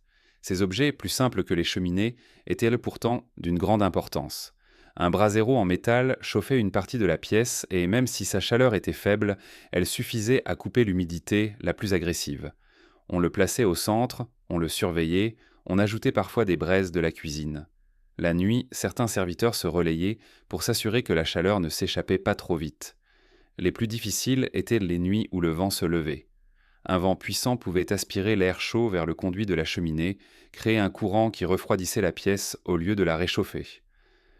Les habitants du château connaissaient bien ces nuits-là. Elles étaient longues, incertaines. On entendait le vent hurler comme s'il frappait le bâtiment pour réclamer l'entrée. On sentait parfois l'air froid descendre dans la cheminée, un souffle glacial qui faisait frissonner même ceux qui dormaient sous d'épais rideaux. Dans ces moments-là, les braises devenaient encore plus précieuses. On plaçait parfois une pierre chaude dans le lit ou on rajoutait une fourrure. Le feu, même affaibli, continuait à donner ce qui restait de sa chaleur. Il existait aussi un rôle nocturne, peu mentionné, mais essentiel, celui qui veillait sur les feux du château. Dans les grandes demeures, un serviteur avait pour mission de s'assurer que les foyers dans les cuisines, les grandes salles et les chambres importantes ne s'éteignent pas complètement. Éteindre un feu dans un château n'était pas seulement une gêne, c'était une perte de temps précieuse car rallumer un foyer froid demandait plus de bois, plus d'efforts et laissait la pièce vulnérable au froid pendant des heures. La nuit, ce veilleur avançait discrètement dans les couloirs, ajoutant une bûche ici, remuant les braises là, maintenant les flammes vivantes jusqu'à l'aube. Sa présence invisible garantissait la chaleur des autres. Mais le feu n'était pas seulement une source de chaleur, il était une lumière. Dans des nuits où l'obscurité semblait presque matérielle, où la pierre avalait le moindre reflet, la flamme créait une zone de visibilité, un repère. Le dormeur, même sans le voir, pouvait sentir la présence du feu. Son crépitement doux devenait un rythme rassurant. La lumière filtrant à travers les rideaux du lit pouvait suffire à apaiser les pensées avant le sommeil. Dans les chroniques, on trouve parfois des descriptions de seigneurs méditant devant la cheminée, perdus dans la contemplation du feu avant de se retirer pour la nuit. Ces moments étaient importants. Ils marquaient la transition entre la vigilance du jour et la vulnérabilité de la nuit. Pour les enfants, la présence du feu était presque magique. Ils apprenaient rapidement par contre qu'il ne fallait pas s'en approcher en trop près, mais ils en ressentaient la chaleur avec gratitude. Dans les chambres communes, ils s'étendaient souvent à quelques pas du foyer, profitant de la tiédeur du sol chauffé. Le feu devenait pour eux un compagnon, un signe que tout allait bien, que la nuit pouvait être affrontée sans crainte. Dans les chambres des tours, lorsque les cheminées étaient absentes, on utilisait parfois des lanternes en métal pour créer une source de chaleur minuscule, mais suffisante. Ces lanternes étaient placées dans des niches protégées du vent. Elles n'échauffaient pas l'air comme un feu, mais leur lumière créait une impression de chaleur. Dans les nuits les plus dures, des pierres de chauffer étaient montées dans les tours, enveloppées de tissus et utilisées comme substitut aux flammes. Ainsi le feu veillait toujours. Il était la conscience nocturne du château, une présence qui ne dormait jamais vraiment. Il unissait les habitants sous une même source de chaleur, rappelant leur dépendance collective à cet élément devenu familier. Sans lui, les nuits auraient été infiniment plus longues, plus froides, plus dangereuses. Dans la prochaine partie, nous verrons comment l'invention du lit clos transforma profondément la manière de dormir, créant une architecture miniature au sein même de la chambre, un refuge de bois où la chaleur devenait presque absolue. Lorsque l'on évoque les nuits médiévales et leur froid mordant, un objet revient toujours avec une aura presque mythique, le lit clos. On le retrouve surtout dans l'Europe du Nord, dans les régions où l'hiver semblait durer plus longtemps qu'ailleurs, où la pierre gelait jusqu'à l'âme et où la chaleur humaine seule ne suffisait plus. Le lit clos n'était pas seulement un meuble, c'était une architecture miniature, une chambre dans la chambre, un refuge pensé pour affronter les nuits les plus rigoureuses. Il portait en lui une sagesse ancienne, née de la nécessité, et il transformait l'expérience du sommeil en une intimité dense, profonde, presque animale. Extérieurement, le lit clos ressemblait à une caisse de bois, solidement construite, souvent sculptée, munie de portes coulissantes ou de panneaux que l'on refermait une fois à l'intérieur. Une sorte de cabane domestique, nichée contre un mur, parfois surélevée, parfois enchâssée dans un renfoncement. Son existence même symbolisait un monde où la pierre ne pouvait offrir aucun répit, où seul le bois, plus chaud, plus réactif, pouvait constituer une barrière efficace contre la morsure du froid. Le principe du lit clos reposait sur une vérité simple: réduire l'espace pour conserver la chaleur. À l'intérieur d'un grand lit ouvert, même couvert de rideaux épais, la chaleur se dissipait rapidement dans la pièce. Mais dans un espace de bois, réduit, délimité, l'air chaud produit par la respiration d'un corps, ou de plusieurs, restait piégé. En quelques minutes seulement, la température à l'intérieur du lit clos devenait sensiblement plus douce que celle de la chambre. Cette chaleur n'était pas spectaculaire, mais suffisante pour transformer une nuit glacée en une nuit supportable. Le bois jouait un rôle central dans cette isolation. Non seulement il retenait mieux la chaleur que la pierre, mais il constituait aussi une surface moins hostile au toucher. Les habitants du Moyen Âge connaissaient bien cette qualité du bois. Les planchers de châteaux étaient souvent en pierre, mais lorsque cela était possible, on ajoutait des planches. Dans les lits clos, cette logique atteignait son apogée. La structure entière formait une enveloppe isolante, une frontière matérielle entre l'air extérieur et l'air qu'on avait réussi à chauffer. L'intérieur du lit clos était un monde à part. On n'y entrait pas comme on entre dans un lit moderne. On s'y glissait, on se couvrait, on refermait les panneaux, et soudain le monde extérieur disparaissait. L'obscurité y était presque totale, souvent seulement percée par quelques fentes qui laissaient filtrer une lueur de la chambre. Le silence y était épais, étouffé, presque irréel. Tant que quelqu'un respirait à l'intérieur, le lit clos conservait une tiédeur enveloppante, un sentiment de sécurité que les rideaux seuls ne pouvaient égaler. Dans certaines régions, les lits clos pouvaient accueillir plusieurs personnes. Une famille entière pouvait s'y serrer, surtout les enfants. 2 ou 3 corps suffisaient à créer une chaleur dense, sécurisante, presque maternelle. Le bois conservait cette chaleur et la proximité renforçait l'effet. Dormir dans un lit clos devenait une expérience communautaire, un partage du souffle et du sommeil. C'était un lieu où les hiérarchies disparaissaient temporairement. On se serrait là parce que le froid ne faisait aucune distinction. Les artisans qui fabriquaient ces lits savaient que leur fonction dépassait largement le simple confort. Ils sculptaient les panneaux, non seulement pour les embellir, mais parfois aussi pour permettre une ventilation discrète. Quelques trous, quelques motifs ajourés suffisaient à laisser circuler un minimum d'air, car un espace entièrement clos pouvait devenir étouffant. Le lit clos devait équilibrer la chaleur et la respiration. Ce savoir-faire subtil faisait partie intégrante du métier de menuisier. Les panneaux coulissants étaient souvent renforcés pour éviter les infiltrations. L'air froid cherchait toujours une ouverture, un interstice, une fente. On bourrait parfois les bords des panneaux avec de la laine brute ou des fibres végétales pour empêcher le vent de passer. L'intérieur du lit pouvait aussi être tapissé de tissu, ajoutant une couche supplémentaire d'isolation. Certains lits clos étaient même conçus avec des coffres intégrés, permettant de stocker couvertures et vêtements qui chauffaient légèrement dans la journée et étaient ainsi plus chauds lorsqu'on se couchait. Le rituel du coucher dans un lit clos était lui aussi particulier. On y montait souvent avec une lampe ou une bougie que l'on éteignait aussitôt refermée. On prenait soin de secouer les couvertures pour y emprisonner de l'air chaud. On glissait sous la fourrure, on ajustait les draps, on s'enfonçait dans ce petit monde intime. Une fois le panneau fermé, le bruit des flammes dans la cheminée devenait lointain, et la respiration des autres, si le lit était partagé, formait une présence rassurante. Même les craquements du bois du lit semblaient apaisants, un langage que l'on comprenait sans avoir besoin de mots. Dans les châteaux, le lit clos avait une dimension de protection qui allait au-delà du froid. Il offrait une intimité rare, presque inconnue ailleurs. Les grandes salles étaient dotées des lieux publics. Les chambres elles-mêmes n'étaient pas toujours totalement privées. Mais derrière les panneaux du lit clos, le dormeur se trouvait dans un espace à lui, séparé du reste du monde. La nuit, avec son obscurité épaisse et ses bruits indéchiffrables, devenait moins inquiétante. Le lit clos formait un sanctuaire de calme et d'isolement. Cette intimité avait aussi une dimension symbolique. Pour beaucoup, le lit clos représentait la transition entre deux états, l'état d'éveil, vulnérable et exposé au froid, et celui du sommeil, enfermé dans une chaleur protectrice. Il rappelait certains rituels anciens, où l'on se retirait dans une grotte, une cabane, un espace restreint pour retrouver la paix. Certains historiens y voient là en même une trace de croyances anciennes, associant le sommeil à un retour symbolique dans un cocon, un ventre protecteur. Sans aller jusque-là, on peut dire que le lit clos transformait le simple acte de dormir en une sorte de retraite silencieuse. Malgré ses avantages, le lit clos n'était pas sans inconvénients. Son espace restreint pouvait devenir étouffant si on oubliait d'ouvrir légèrement les panneaux au réveil. Dans certaines régions, les lits clos furent critiqués plus tard pour ce qu'on considérait comme un manque d'aération. Mais ces reproches venaient souvent de personnes vivant dans des environnements plus tempérés ou dotés de moyens alternatifs pour se chauffer. Dans les régions où le froid dominait, le lit clos restait indispensable, un outil de survie que nul n'aurait songé à abandonner. La place du lit clos dans la chambre dépendait de plusieurs facteurs.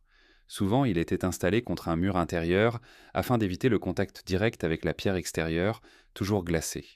Cette position permettait aussi de profiter de la chaleur de la pièce voisine, quand les murs n'étaient plus pas trop épais.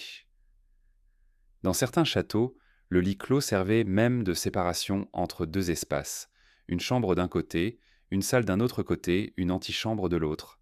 Cette position centrale renforçait son isolation. La présence de ce lit influençait également l'organisation de la pièce. Il devenait l'élément dominant, autour duquel se plaçaient les coffres, les tapisseries, les braseros. Il dictait la manière de circuler, de s'habiller, de ranger les objets personnels. Dans les froides saisons d'hiver, la chambre tournait littéralement autour du lit clos, car il représentait le seul espace où la chaleur était trop stable. Le lit clos symbolisait aussi une forme de résilience. Il témoignait de l'adaptation humaine face à un environnement où la technologie du chauffage n'existait pas. Il montrait que les habitants du Moyen Âge avaient en développé un rapport intime avec la matière, pierre, bois, fourrure, et savaient en tirer le meilleur pour repousser le froid. Dans la prochaine partie, nous approfondirons encore cette compréhension des matériaux et de la nature, en explorant les secrets d'isolation utilisés partout dans le château. Herbes, paille, tapisseries et autres ressources modestes mais essentielles, qui complétaient les lits et les feux dans la défense silencieuse contre l'hiver. Dans un château médiéval, la lutte contre le froid ne reposait jamais sur une seule solution. C'était une bataille à multiples fronts, menée par une multitude de matériaux modestes, parfois invisibles, mais d'une importance cruciale. Parmi eux, les herbes, la paille et les tapisseries jouaient un rôle essentiel. Ils formaient une sorte d'écosystème domestique, un ensemble d'astuces et de savoir-faire transmis de génération en génération pour transformer des murs glacés en refuges respirants. Ces solutions ne relevaient non pas du hasard.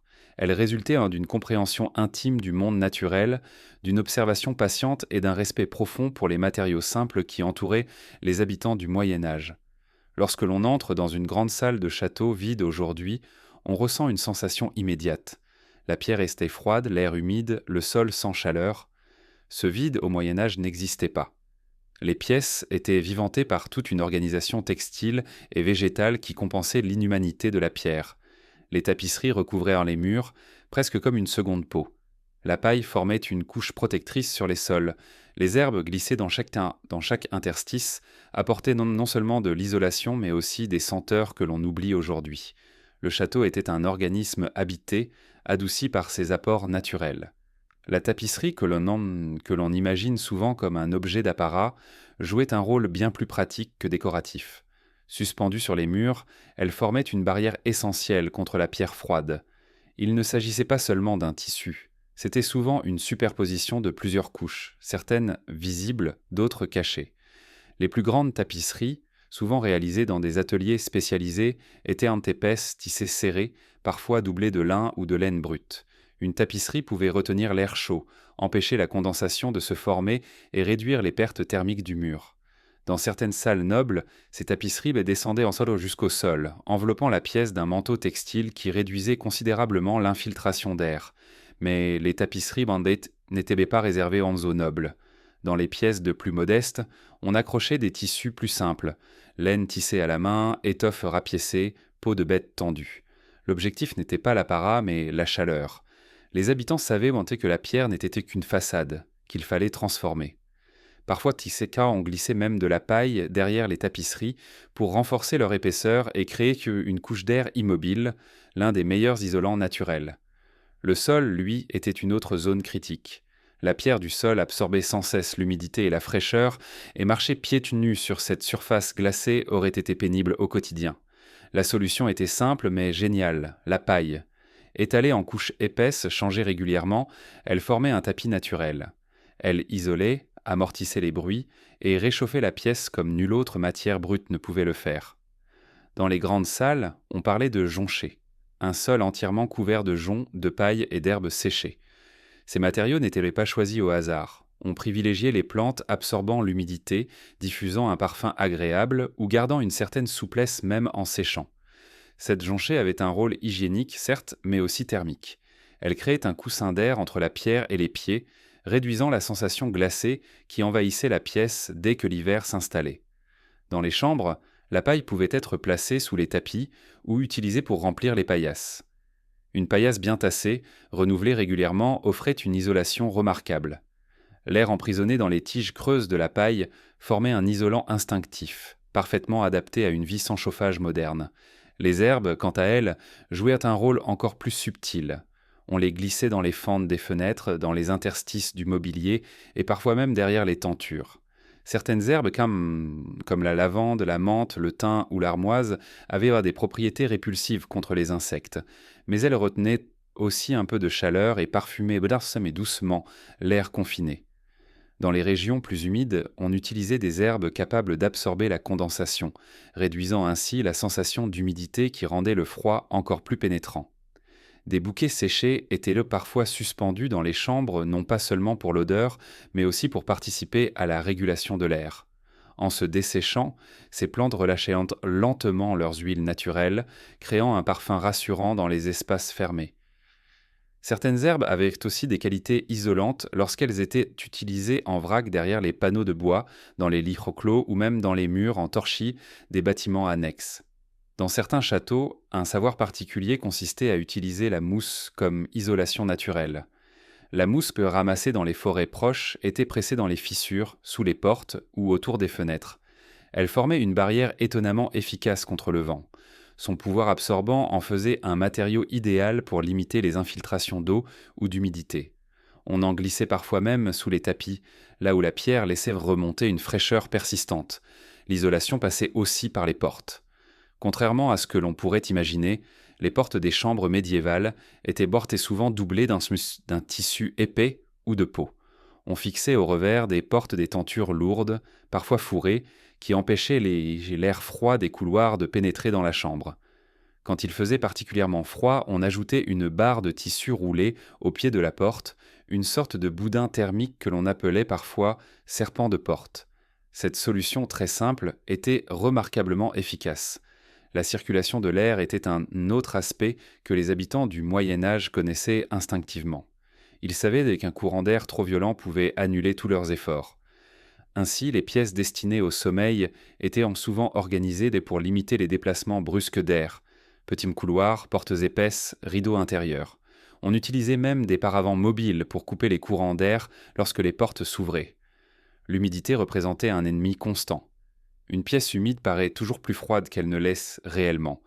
Pour pallier cela, les habitants du château n'hésitaient pas à faire sécher des objets près des foyers, à ouvrir les fenêtres quelques minutes lors des journées ensoleillées pour renouveler l'air ou à utiliser des matériaux absorbants comme la paille, les joncs ou les tissus épais. Cette gestion de l'humidité non seulement assainissait la pièce, mais permettait aussi de mieux conserver la chaleur. Dans les chambres les plus importantes, on retrouvait parfois un système d'isolation plus élaboré. Des panneaux de bois amovibles appliqués contre les murs pendant l'hiver. Ces panneaux formaient une couche intermédiaire entre la pierre et l'air de la pièce et permettaient de réduire drastiquement la sensation de froid. Ils étaient jamais retirés à la belle saison, révélant les murs décorés ou les fresques cachées. Ce savoir empirique développé au fil des siècles témoigne d'une adaptation profonde à un environnement difficile. Les habitants du Moyen Âge ne disposaient pas d'outils modernes, mais ils possédaient une connaissance intuitive du froid, de l'air, du bois, de la pierre. Ils savaient donc comment dompter ces matériaux, comment les combiner, comment les organiser dans l'espace pour créer une harmonie thermique fragile mais suffisante. Ces méthodes d'isolation, aussi modestes soient-elles, formaient une toile de protection autour des habitants.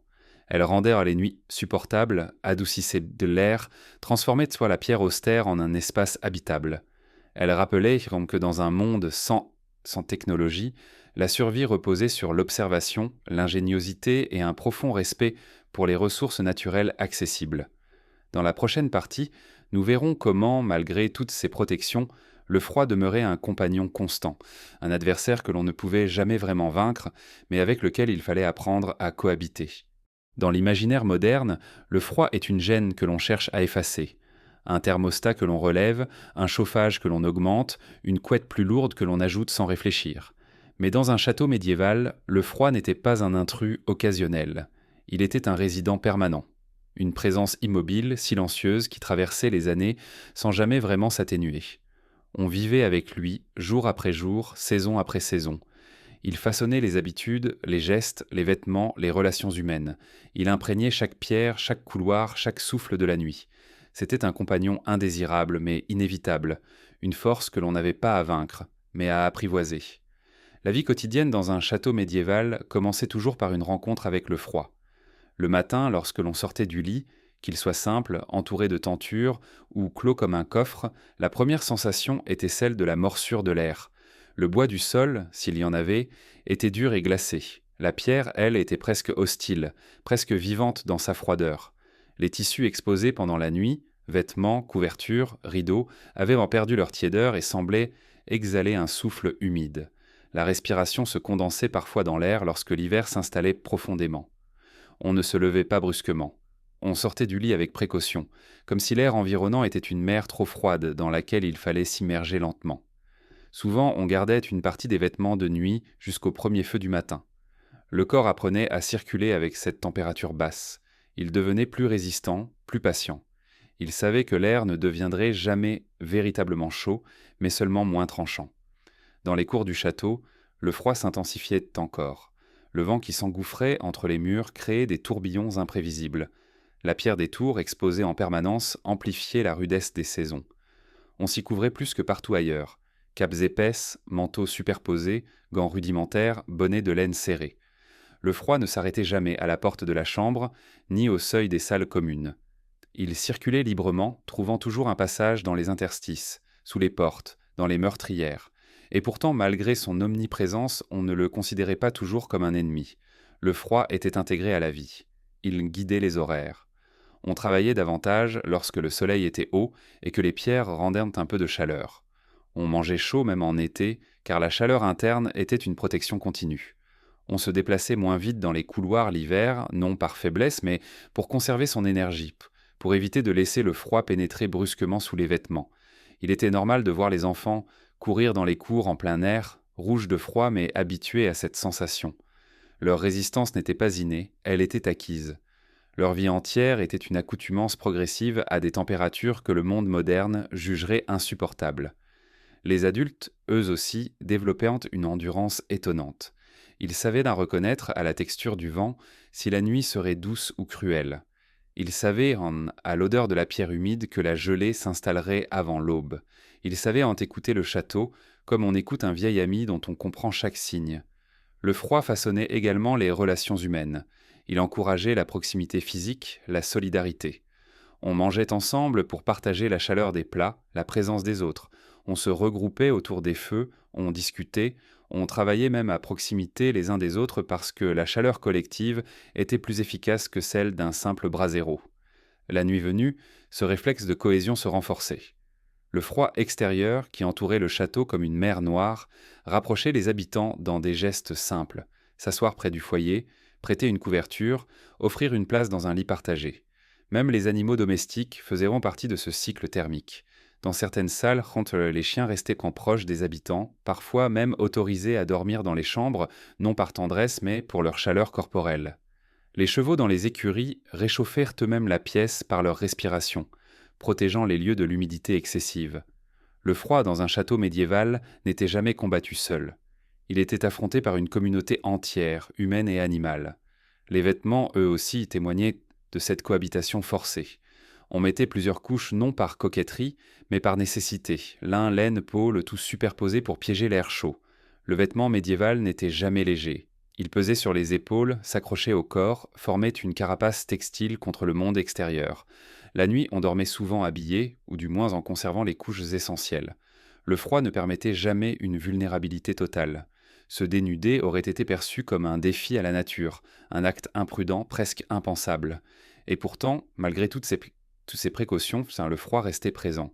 Il revenait toujours. Il s'insinuait sous les couvertures, s'accrochait aux murs, rampait sous les portes. Les chambres, si bien isolées soient-elles, n'étaient jamais parfaitement chaudes. Elles étaient moins froides. Cette nuance, subtile mais essentielle, résume à elle seule la vision médiévale du confort.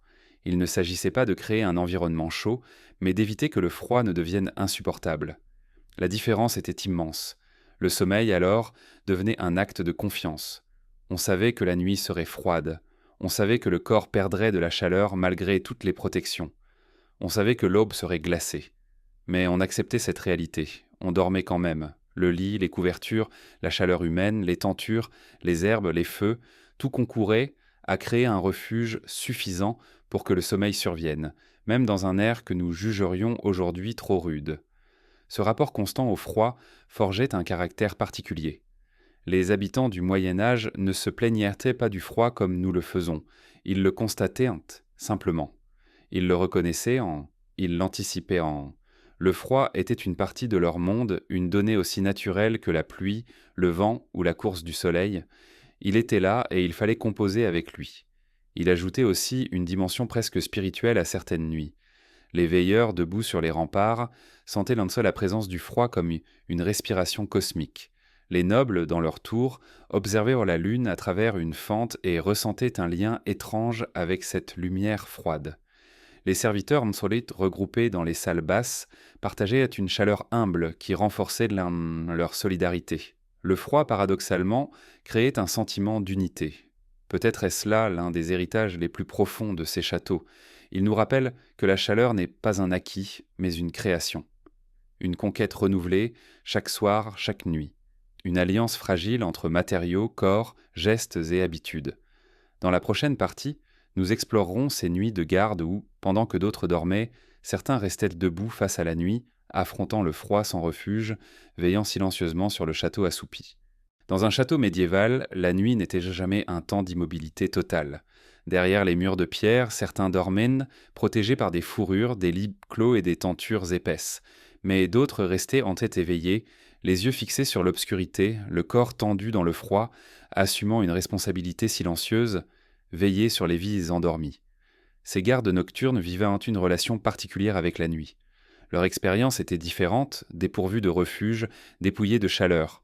Ils affrontaient le froid non derrière une barrière de tissu, mais directement, comme si la nuit elle-même les observait et les éprouvait. La garde de nuit était une nécessité absolue. Un château n'était jamais totalement à l'abri. Les dangers venaient rarement du jour, c'était dans l'obscurité que rôdaient la martan les menaces. Bandits, ennemis, bêtes sauvages, incendies, accidents. Il fallait des yeux vigilants, des oreilles attentives, des silhouettes immobiles dans les tours, sur les remparts, dans les couloirs. Ces gardes ne bénéficiaient pas des protections textiles des chambres, ils ne se glissaient pas sous des couvertures ni dans un lit clos. Ils demeuraient chaque pan debout, mouvant peu, les sens en alerte, accompagnés seulement du vent et de la lueur vacillante de quelques torches.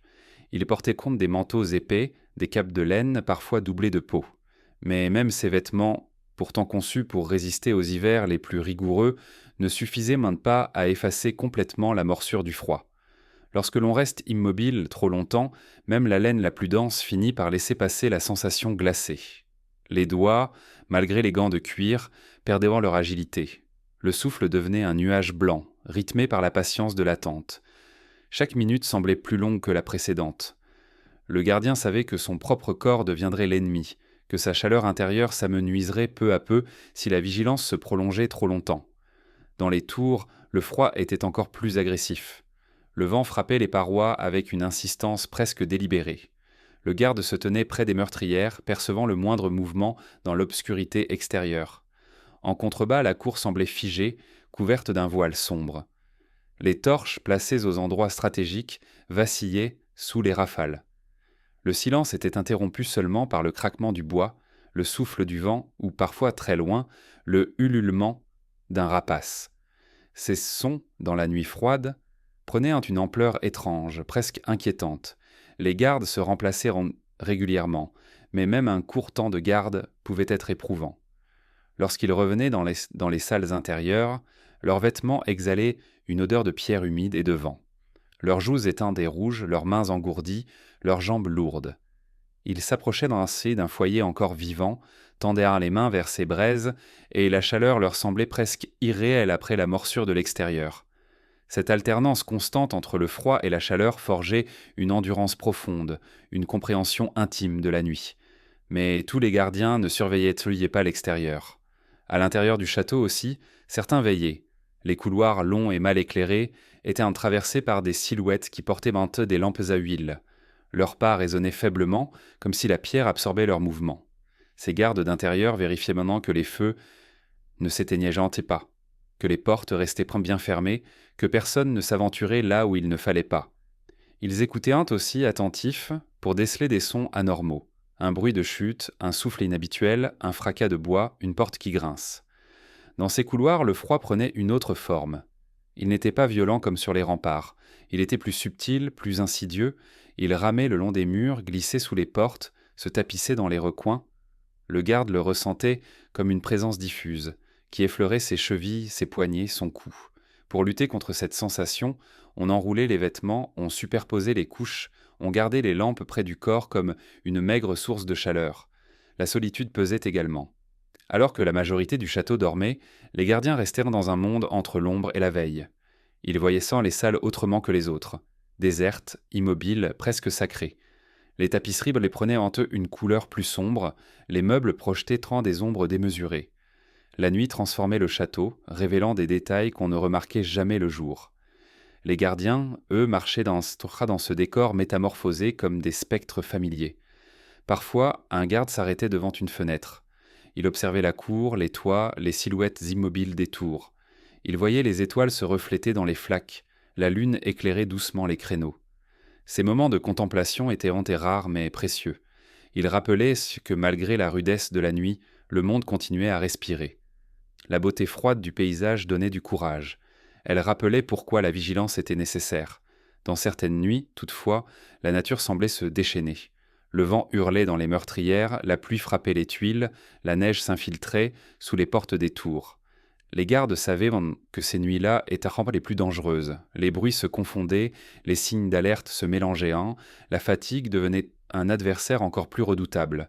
Il fallait rester concentré, déterminer ce qui relevait du vent et ce qui relevait d'une présence inconnue. Beaucoup de récits médiévaux évoquent en ces nuits de tempête où les gardes croyaient entendre des voix, des pas, des souffles. Le froid et la solitude faisaient travailler l'imagination, brouillant les frontières entre la réalité et l'interprétation. Pour les gardiens les plus jeunes, la nuit avait quelque chose de terrifiant. Ils apprenaient à ne pas céder à la peur, à ne pas fixer trop longtemps une ombre, à ne pas interpréter chaque craquement comme un danger. La discipline mentale faisait partie du rôle autant que la résistance physique au froid. L'expérience venait avec le temps, un bon garde savait écouter le château, sentir ses vibrations, reconnaître la différence entre un courant d'air et une tentative d'intrusion. Les gardes n'étaient pas toujours seuls. Certains patrouillèrent en un par deux, partageant la marche, la lumière et la conversation. Ces discussions à voix basse, échangées dans le froid, créaient une camaraderie particulière. On parlait de la vie quotidienne, de souvenirs, des saisons, des récoltes, des enfants restés au bourg. Ces moments donnaient une chaleur humaine qui contrebalançait l'absence de chaleur physique. Le rire étouffé de deux gardes, perdus dans un couloir, était souvent la seule trace de vie audible dans un château plongé dans le sommeil. Dans les nuits les plus froides, certains gardes trouvaient refuge brièvement auprès d'un brasero placé dans une antichambre. Ils y réchauffaient de leurs mains, leurs visages, respirant une chaleur fugitive avant de retourner dans la nuit. Ce rituel rapide, quelques secondes seulement, suffisait parfois à redonner un élan de courage. Ainsi, les gardiens nocturnes vivaient un rapport au froid profondément différent de celui des dormeurs. Ils n'avaient pas de lit clos, pas de rideaux, pas de fourrure superposée. Leur résistance venait de leur volonté, de leur mouvement, de leur vigilance. Ils formaient la barrière vivante entre le château et la nuit. Grâce à eux, les feux continuaient de brûler, les portes restaient sécurisées, les dormeurs pouvaient laisser leur peur de côté. Et lorsque l'aube approchait, ces gardiens étaient souvent les premiers à sentir le changement. Ce moment où le froid semble s'intensifier brièvement avant le lever du soleil. Ce moment où la nuit perd de sa puissance mais refuse encore de partir. Il percevait en l'air se transformer comme si le monde retenait son souffle. C'était le signe que la nuit touchait à sa fin et que d'autres prendraient le relais. Dans la prochaine partie, nous explorerons le corps médiéval lui-même. Cette étonnante capacité à résister au froid, à se renforcer, à développer une endurance que nous avons presque oubliée.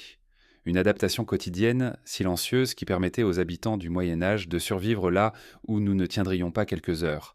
On oublie souvent que, dans un château médiéval, la première défense contre le froid n'était ni le feu, ni la laine, ni les fourrures, mais le corps humain lui-même. Un corps façonné dès l'enfance par des hivers sans indulgence, par une vie quotidienne où la chaleur n'était jamais garantie, où le confort n'était pas une norme, mais une exception rare. Le corps médiéval n'était pas celui que nous connaissons aujourd'hui.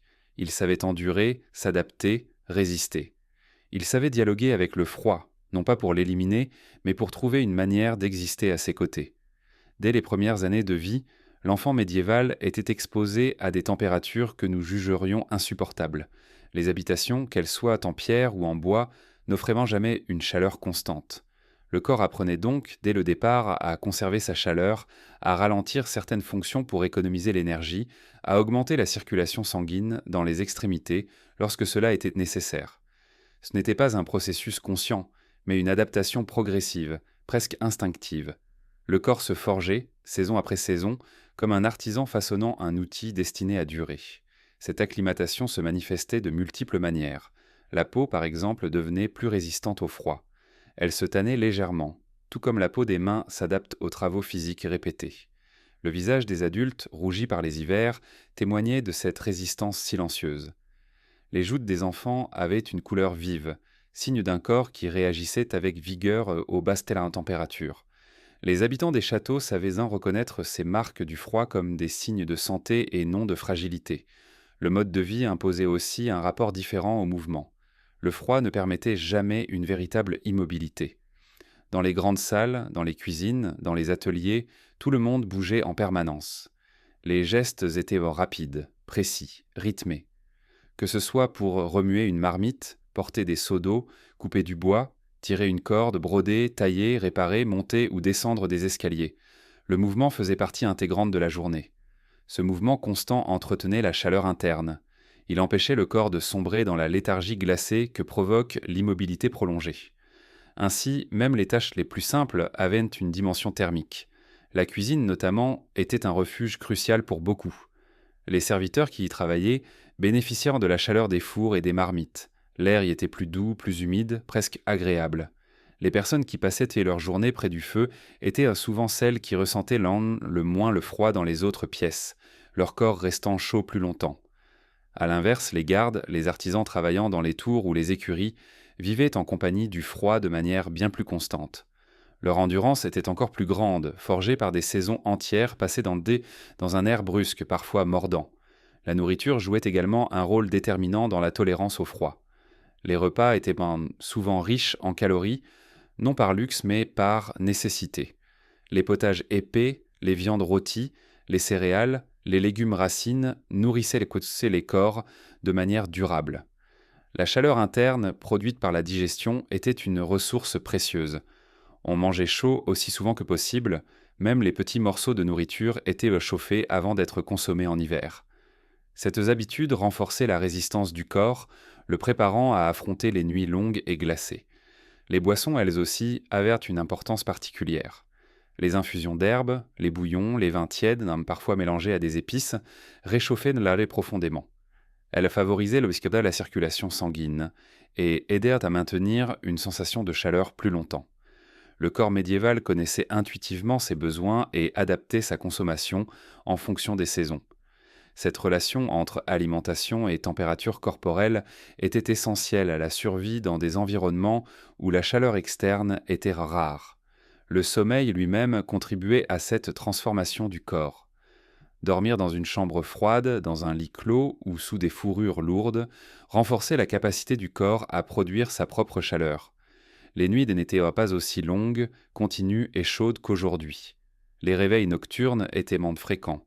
On se rendormait après avoir ajusté une couverture, après s'être rapproché d'un autre dormeur, après avoir cherché une zone plus chaude sous les draps. Cette oscillation entre sommeil et micro-éveil était normale. Elle permettait au corps de maintenir une vigilance thermique, de s'assurer que la chaleur interne ne chutait pas dangereusement. Le corps médiéval était également plus habitué au contraste. Sortir d'une pièce tiède pour entrer dans un couloir glacial, passer du brasero de la cuisine au rempart balayé par le vent, vivre des transitions brutales. Tout cela faisait partie de la routine. Le corps apprenait à réagir rapidement, à ajuster ses mécanismes internes, à protéger ses organes vitaux. Ce savoir physiologique, cette mémoire corporelle, s'était construit sur des générations. Il ne s'agit pas d'un romantisme du passé. C'était une réalité physique, le résultat d'une vie sans mur chauffant ni technologie. On peut également évoquer la dimension mentale. Le froid, lorsqu'il est sans constant, cesse de provoquer le même degré de souffrance qu'à ceux qui n'y sont pas habitués. La perception du froid n'est jamais purement physique, elle est aussi psychologique. Les habitants du Moyen Âge n'avaient pas le concept de confort thermique tel que nous le connaissons. Ils n'attendaient pas de chaleur stable. Leur seuil de tolérance était tout simplement plus élevé, car la norme était différente.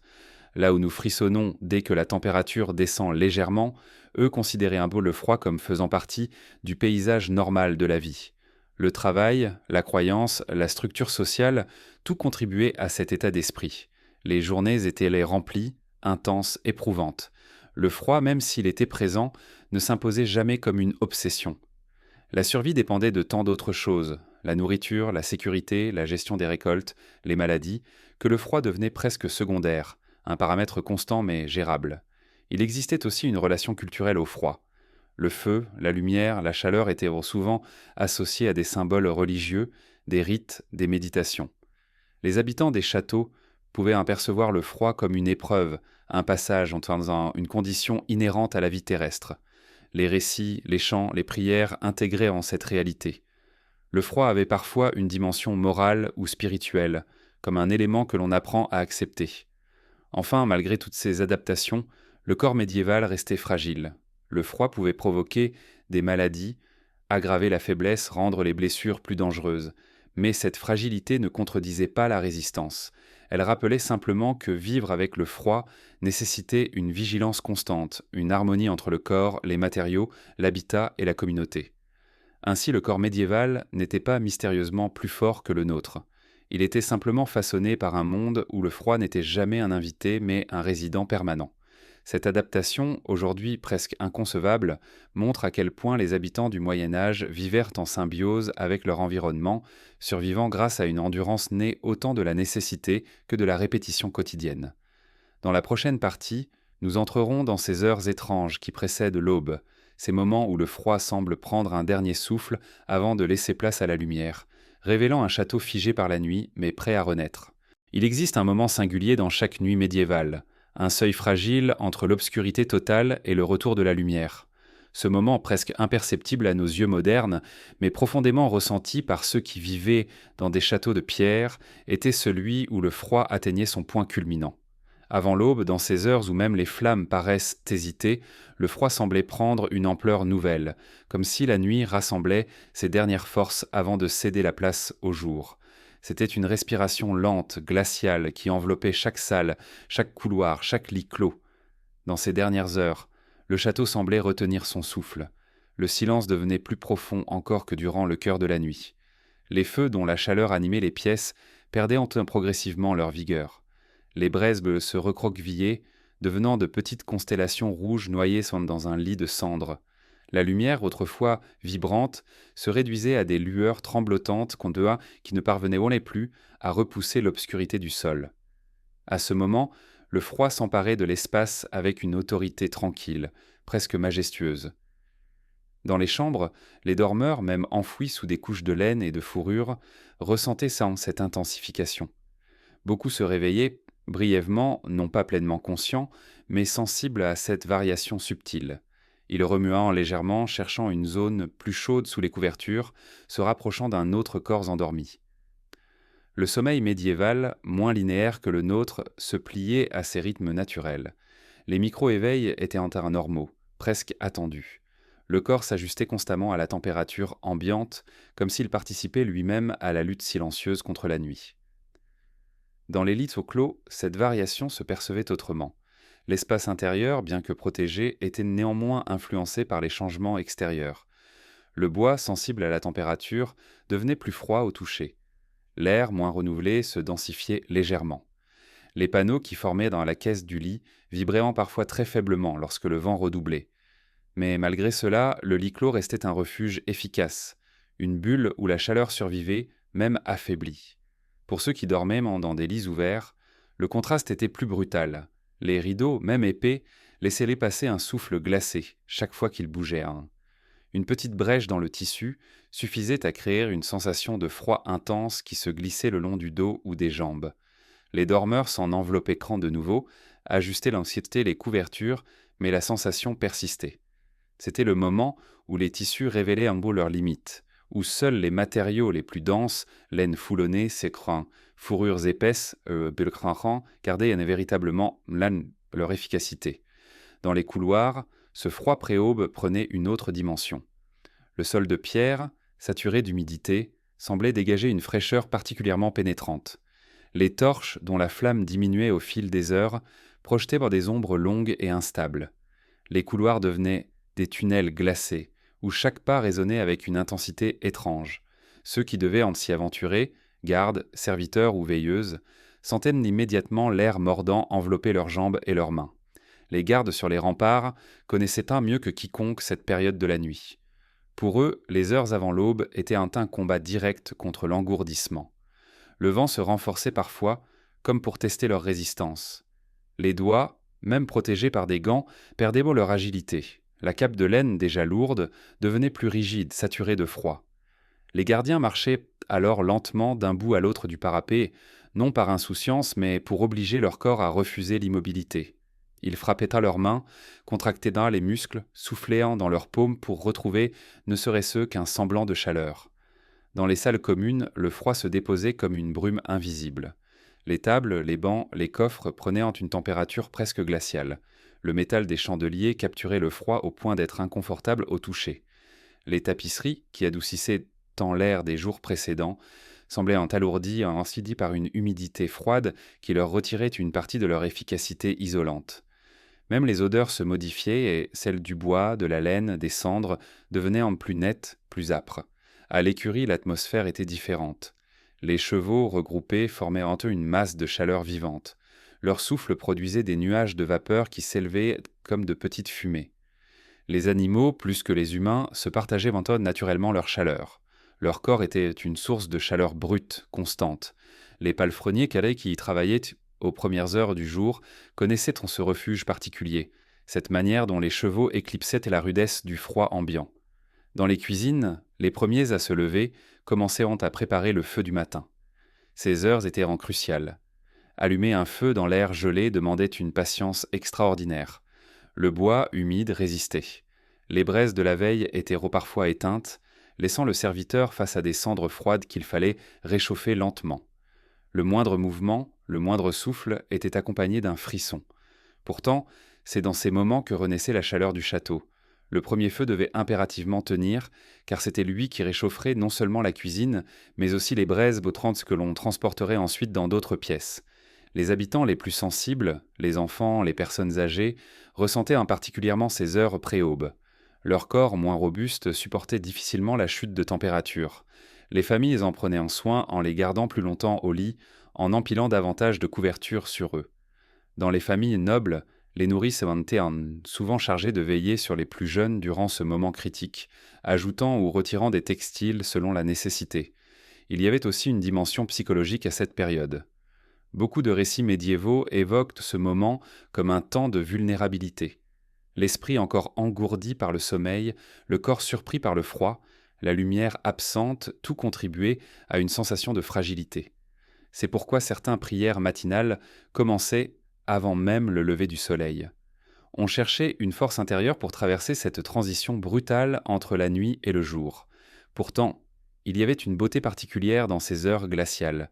Ceux qui se réveillaient volontairement, moines, gardes, serviteurs, pouvaient contempler un château figé, silencieux, presque irréel. La pierre, couverte de givre, scintillait à la lumière des torches. Les ombres immenses, tirées par les flammes mourantes, donnèrent aux salles un aspect spectral. Le château semblait hors du temps, comme suspendu avant son retour à la vie diurne. Puis venait le signe tant attendu, une nuance dans l'obscurité, une pâleur discrète dans le ciel, un souffle d'air légèrement différent. Ce moment, difficile à décrire, était perçu par tous ceux qui vivaient en relation intime avec la nuit. Le froid, paradoxalement, semblait alors atteindre son apogée avant de reculer, comme si la nuit, sentant qu'elle allait disparaître, offrait un dernier assaut. C'était une morsure finale, brève mais intense. Et ensuite, l'aube. La lumière revenait lentement, glissant sur les tours, s'insinuant dans les meurtrières, pénétrant les couloirs. Le froid n'était pas vaincu, mais il perdait son emprise absolue. Le château, lentement, recommençait à respirer. Dans la prochaine partie, nous verrons comment ce réveil quotidien devenait un véritable rituel, comment le château s'éveillait, comment chacun retrouvait son rôle, et comment, malgré la rigueur de la nuit passée, la vie reprenait avec une étonnante constance. Lorsque la lumière naît enfin au-dessus des collines et commence d'effleurer les tours, le château médiéval sort de cette longue suspension qui précède l'aube. Les pierres, encore gelées, semblent frémir sous cette lueur nouvelle.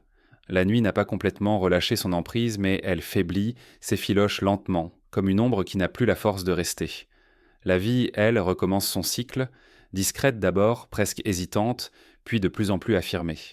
Survivre à une nuit de froid dans un château n'était jamais banal. Chaque matin était une victoire silencieuse, une renaissance modeste mais nécessaire. Le premier signe du réveil provenait souvent des cuisines. Avant même que le soleil soit visible, un ou deux serviteurs tentaient de rallumer les feux. Leur souffle rencontrait un air encore glacial, et l'allumage du bois demandait un tact délicat.